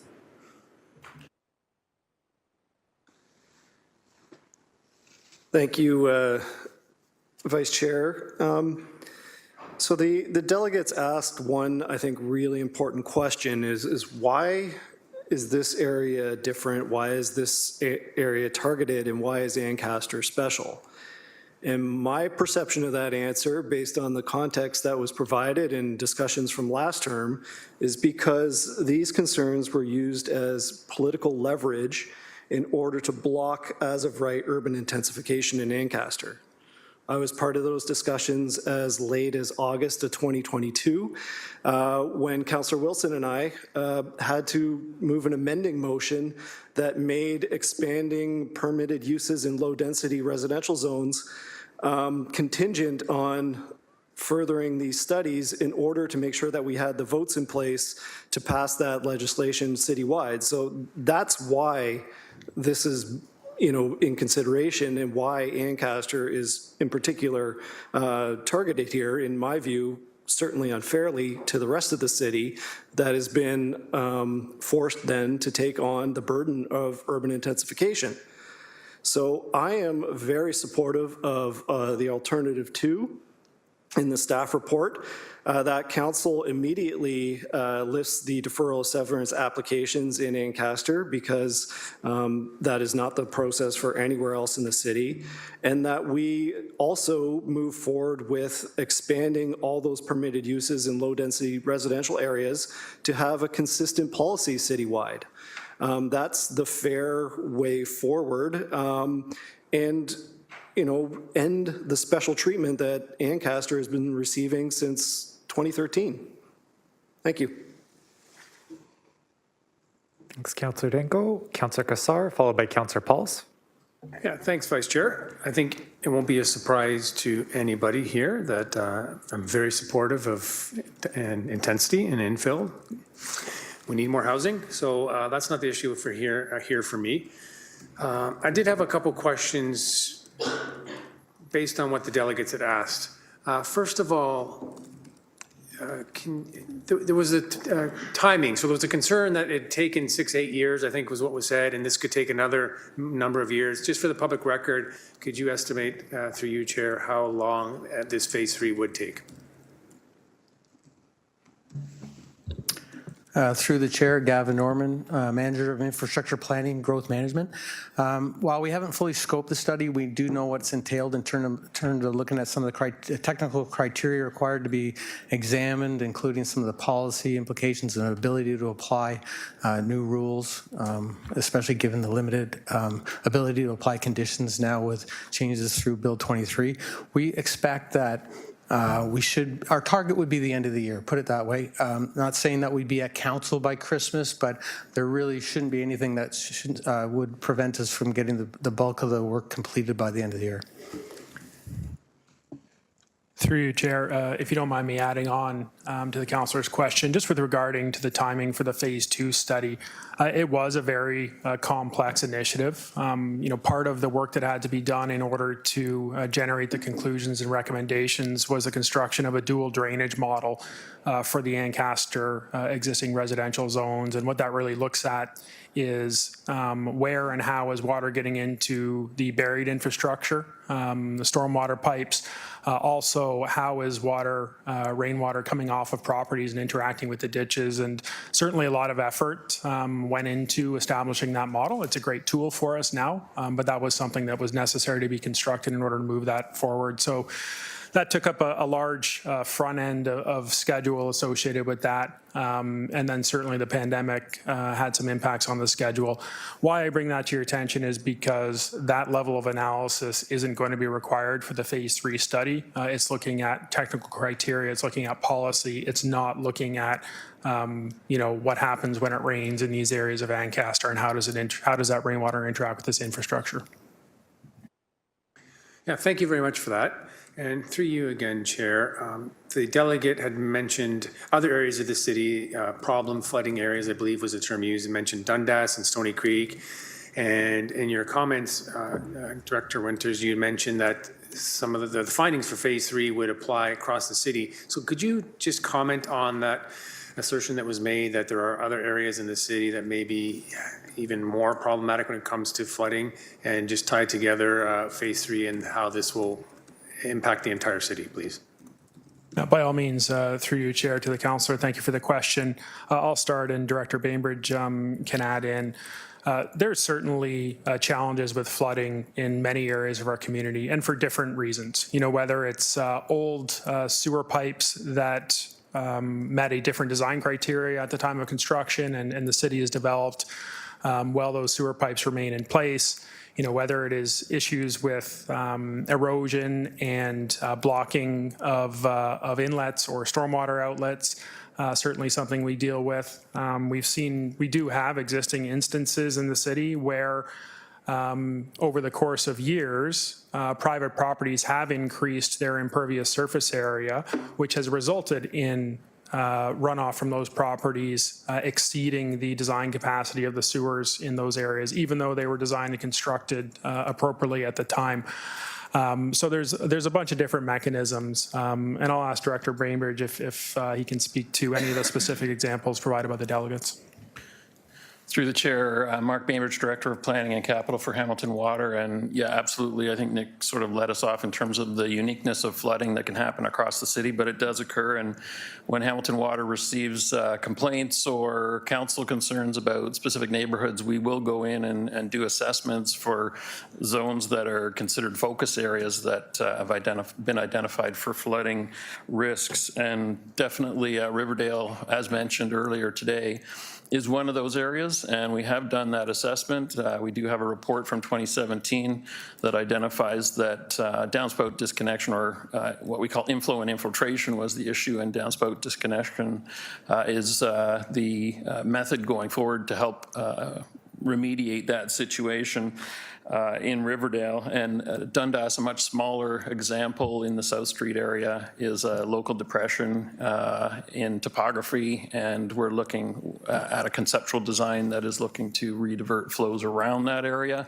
but there's still study to be done there. So essentially, yes, there are flooding zones that we've identified across the city, and we do studies such as these to figure out what the best course of action and remediation would be for them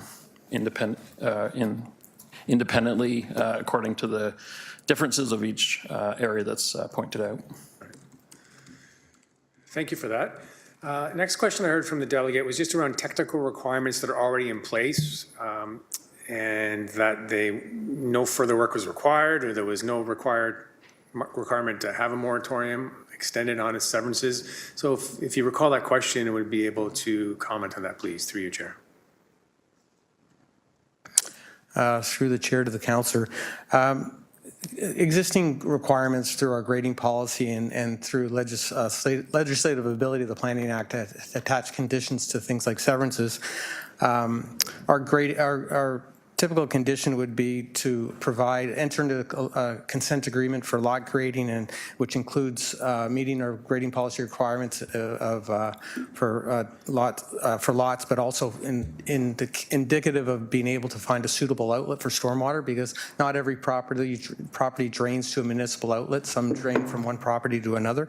That is the basic requirement, and that we've been applying across the city and in Castor when we were accepting severance applications. The key changes that we're considering on the interim basis would be to one, as it relates to the zoning, if there's any variances being applied for that would affect the ability to meet the basic grading requirements and include appropriate stormwater management measures, which could include things like soakaway pits. If all of a sudden there's a reduction in side yard setbacks or rear yard setbacks, that it would affect the ability to implement those things, growth management would recommend denial of the application. So that wouldn't typically happen. We typically work through those issues the best we can, but I think in the interim condition, we'd recommend denial if there's any variances that would affect the setbacks. And another key one which we've used in the past is, and we do typically for subdivisions, is apply notices to the approval, which need to be included in this case, a consent agreement, which would advise that future owners of on-site stormwater management controls that need to be maintained. And that consent agreement will remain on title, and with that consent agreement would be that notice as well. So that anybody purchasing the property in the future would know, in fact, that these things are on site and they need to be maintained. Okay, thank you very much for that. So through you, Chair, if you don't mind if I add on that one as well, I'd just like to speak directly to the report. It does mention that staff have some concerns about the applicability of those tools. So it may be of value if committee wishes to go into camera to hear some advice on those limitations. Yeah, thank you. That is helpful, and at the appropriate time would like to go into camera. I understand there's others on the speakers list, but just a closing comment for the moment. I would agree with Councillor Danko that no part of the city should be treated separately. Absolutely, every part needs to participate in intensification and building more housing, although there is merit in what staff has shared in the report. But we'll have further questions in camera. So thank you, Chair. Thank you, Councillor Kassar. On our speakers list, and then I'll look for a motion to go in camera, but first let's hear from Councillor Pauls and then Councillor Maureen Wilson on open session facing questions. If you do have anything for closed, we'll be going there shortly, it sounds like. Thank you.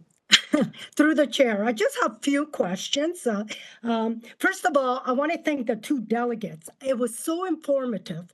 When I was reading the report, like I'm not an engineer, but they are, and the way they were talking, I understood clearly what's going on here. But I want to ask, the report prepared by the consultant recommendation, do they recommend phase 3 study?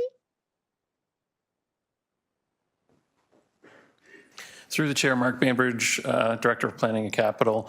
That was beyond the scope of the consultant's report, so that was a staff contribution to the council report as a result of receiving the recommendations from the technical report and working through the opportunities for implementing those recommendations. So that was a staff component that identified that a phase 3 would be necessary to build the framework to implement the recommendations from our consulting report.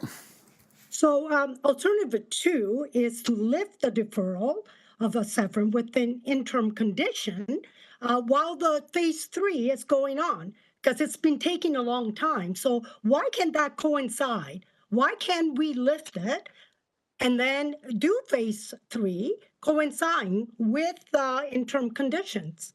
Why can't that be done? Like the alternative 2? So through you, Chair, to the councillor's question, I mean, my response would be similar to the question from Councillor Kassar. That is an option as identified in the report, and there are some tools that may be applicable, but staff do have some reservations about the usefulness of those tools that would best be discussed in camera. Okay, also, there's a $150,000 cost when they do phase 3. If we do all of it, the whole city, how much it's going to cost, not counting inflation, for over the 8 years that's been going on. We had phase 1, phase 2, now we have to do phase 3. And so how much is that going to cost? Through the chair to the councillor, in the report we flagged really a placeholder budget of $150,000 to undertake phase 3. Because it hasn't been fully scoped, we expect most of the work can be done in-house. So I wouldn't suggest that we're going to be spending $150, but we did want to make sure we had a placeholder so that in case something all of a sudden where we did need a higher budget, hiring a consultant, whatever it might be, that we could do that without having to come back to council for an amendment to that approval. All right. And you know what? I've learned so much reading this, but I really want to thank both engineers. I think they worked for the city for a long time, so I really trust them, what they were saying.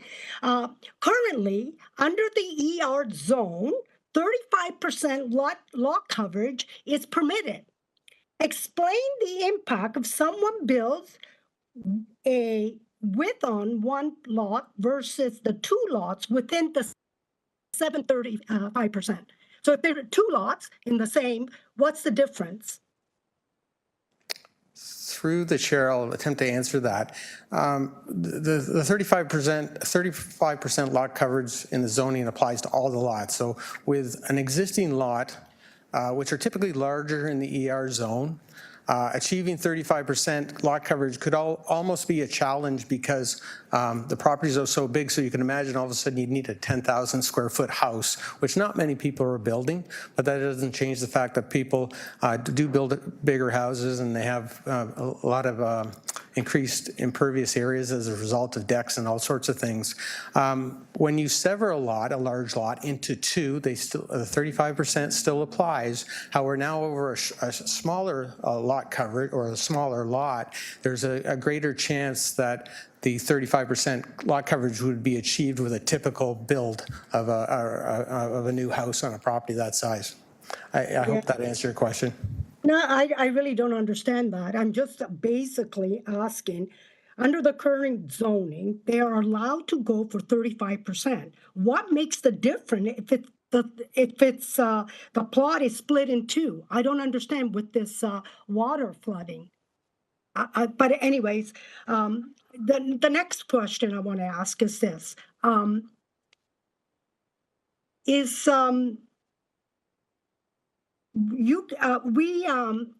are, how can I word this? The deferral on Riverdale, I heard that they're going ahead with it. What's the difference between Riverdale and us and Ancaster? Through the chair, Mark Bainbridge. The Riverdale is a different construct. It does have flooding, so that's where I guess the commonalities end. The solution is different. The circumstances are different in Riverdale. It is not an urbanized road cross-section. It is not identical to the ER zones in Ancaster. Most of it is urbanized with curbs and gutters. That is a difference. It still suffers from flooding, so flooding solutions need to be found.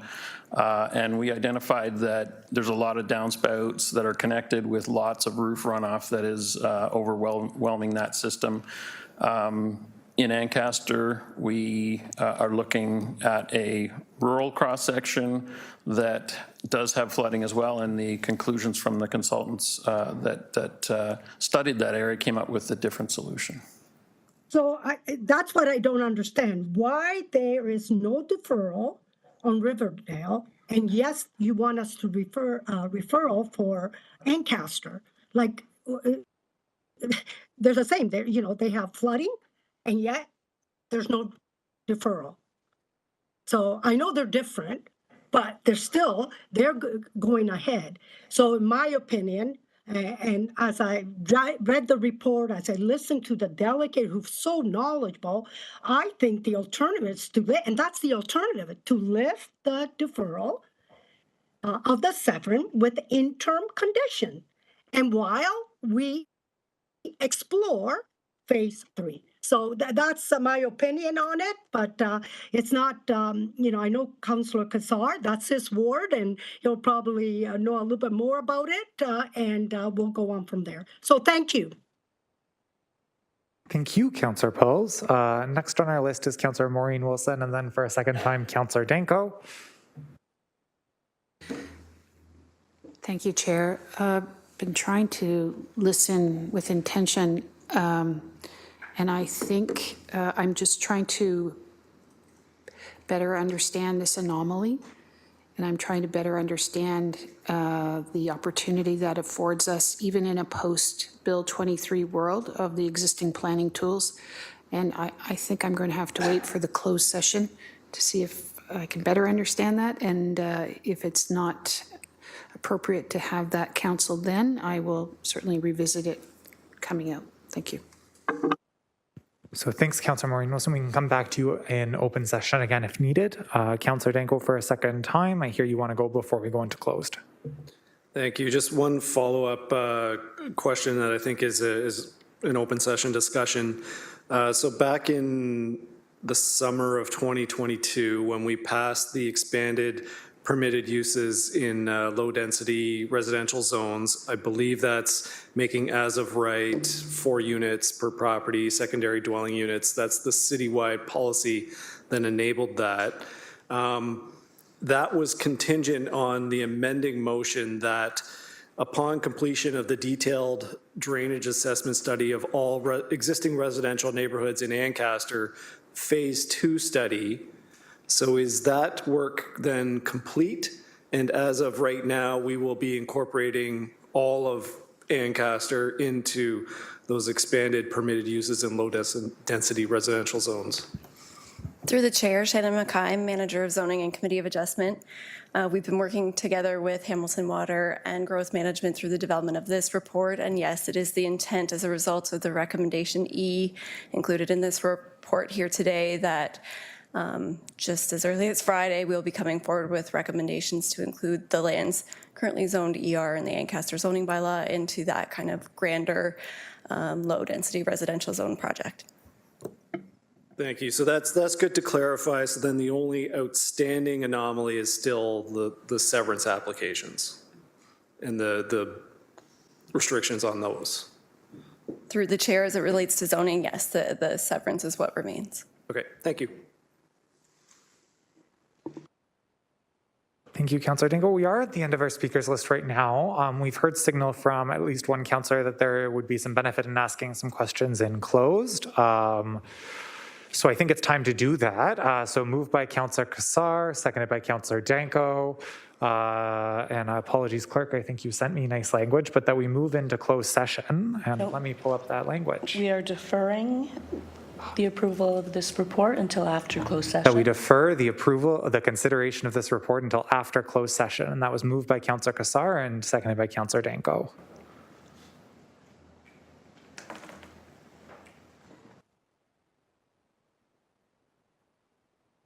And so just while folks are voting, what closed session means for folks in attendance is that only members of committee are going to be present. We're not going to have members of the public in the room. We'll be going in to discuss information as it pertains to, and I'll get the fancy language up, but I'm assuming legal matters that impact the city or privileged advice. And I'll get the fancy language. Just a question.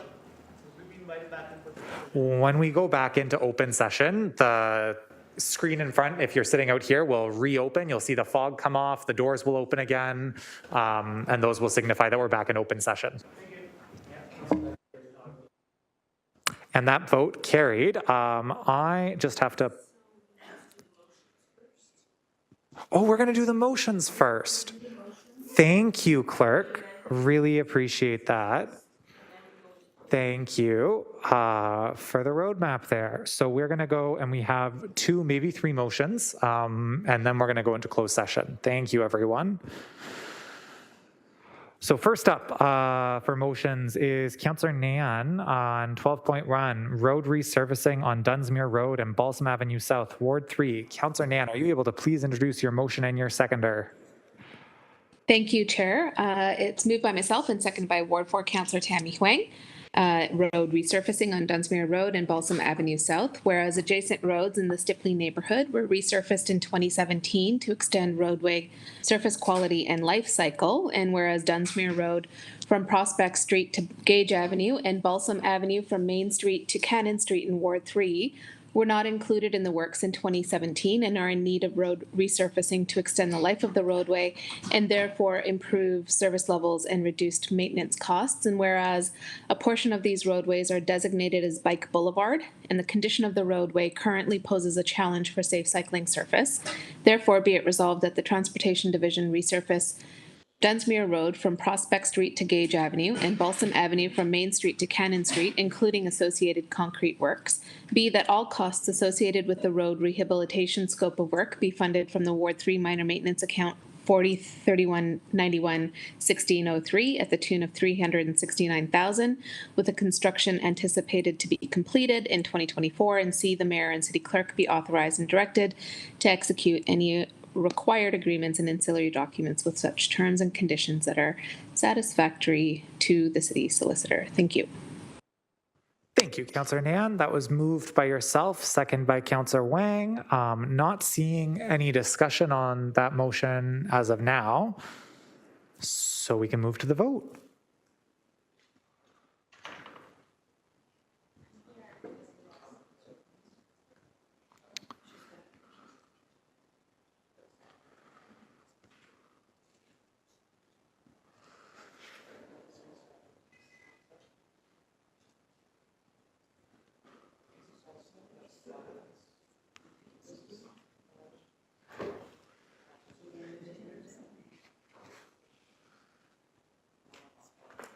And that carries 12-0. Thank you, committee. On next, we have 12.2, improvements to the Hamilton Amateur Athletics Association grounds in Ward 1. Councillor Maureen Wilson, are you able to introduce your motion and your seconder, please? Thank you, Chair. It's moved by myself, seconded by Councillor Cameron Kretsch of Ward 2A.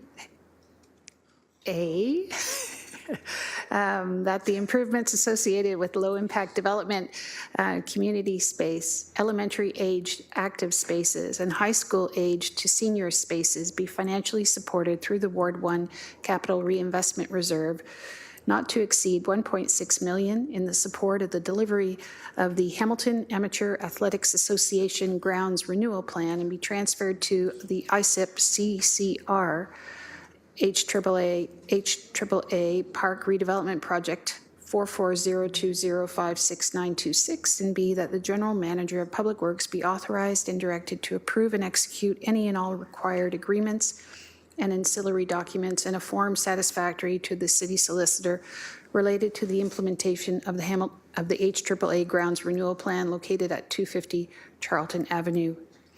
Just a few brief words from me.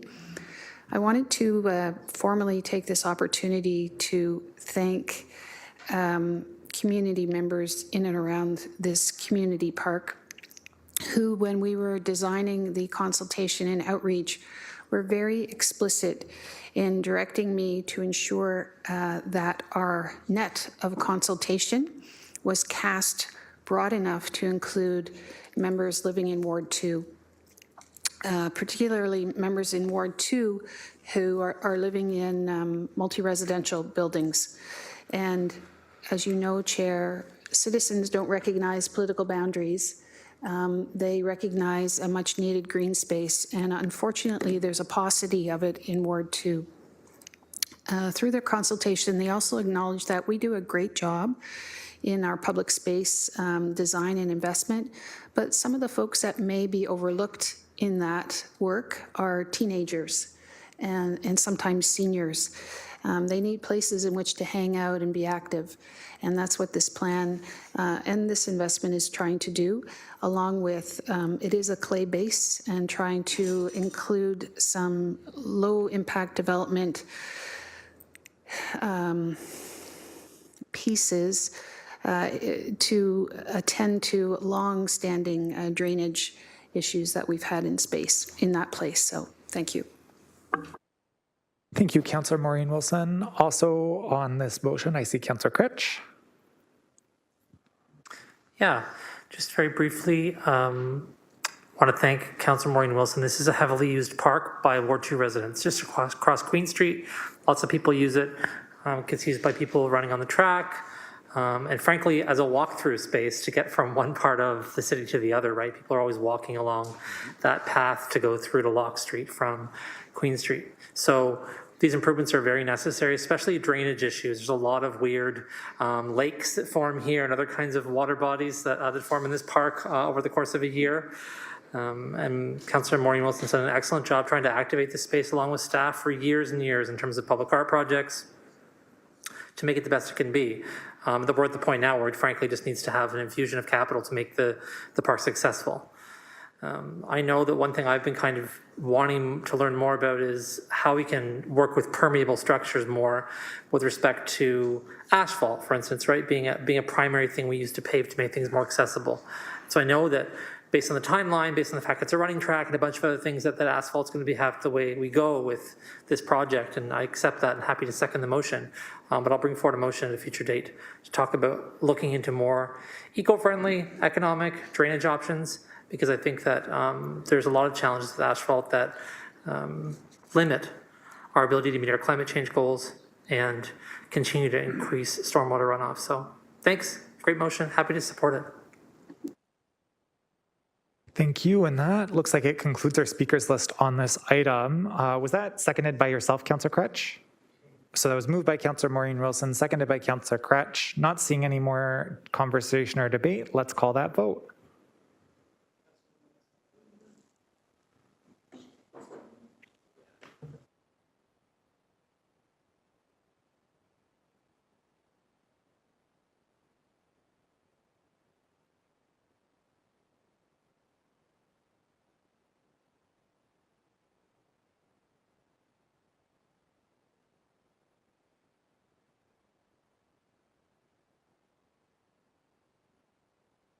That carries 13-0, and we don't have an 11.3 is what I was confirming.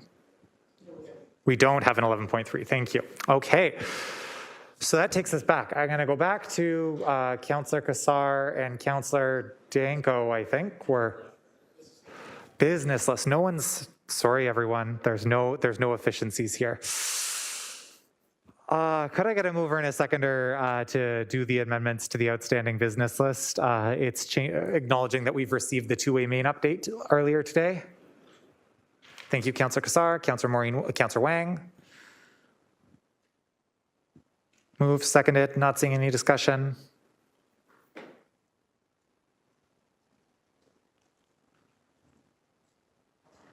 That vote is now up.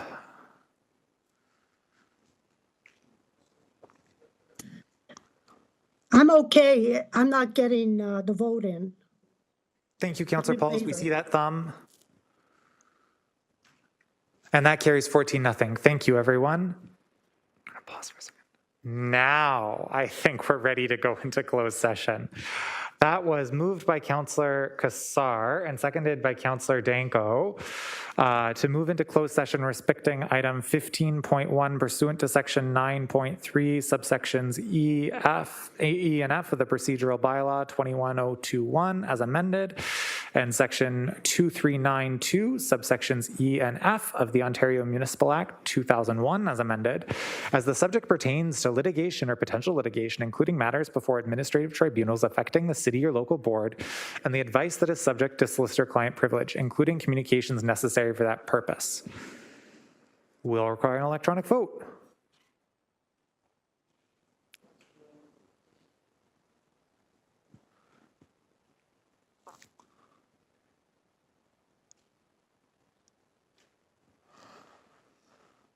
Okay, that carries 14-0. Apologies, everyone. I did this a little too soon earlier. Members of the public are now advised that during closed session portion of the meeting, a live stream will broadcast a closed session and progress screen.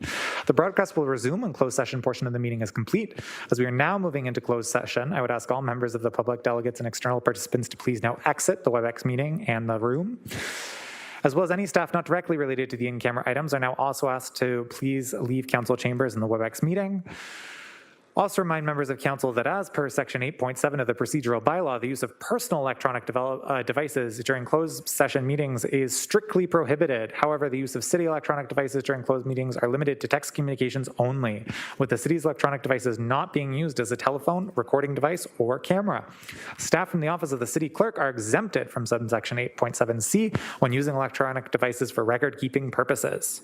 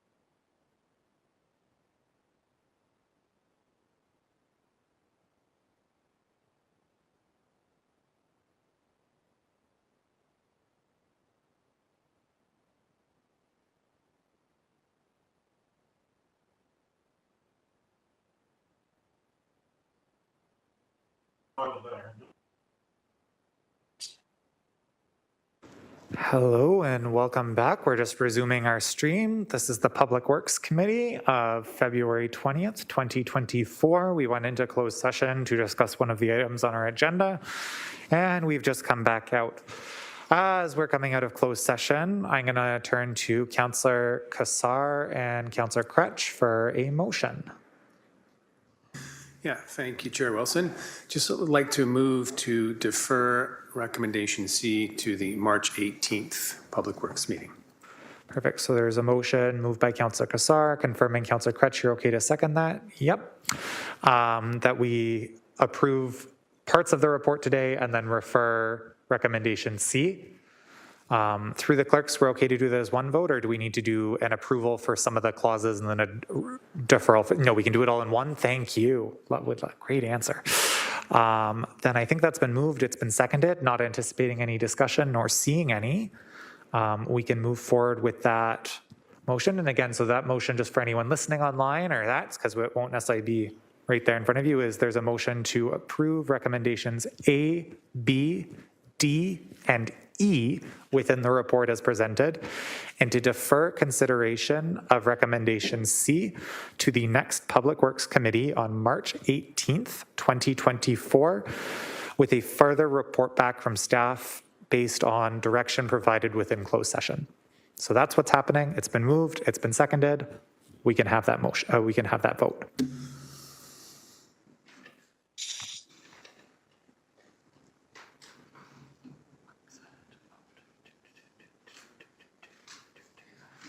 And that vote's now up.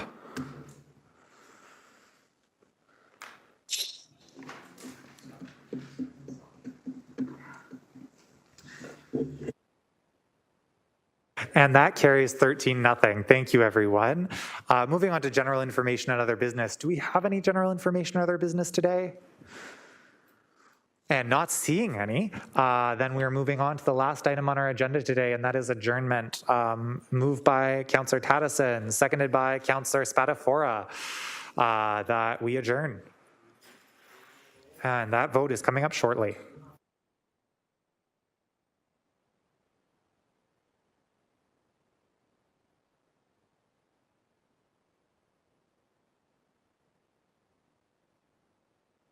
And that carries 13-0. Thank you, committee. Thank you, staff. Thank you to our clerks team for another successful Public Works meeting. We'll see everyone again on the 18th of March.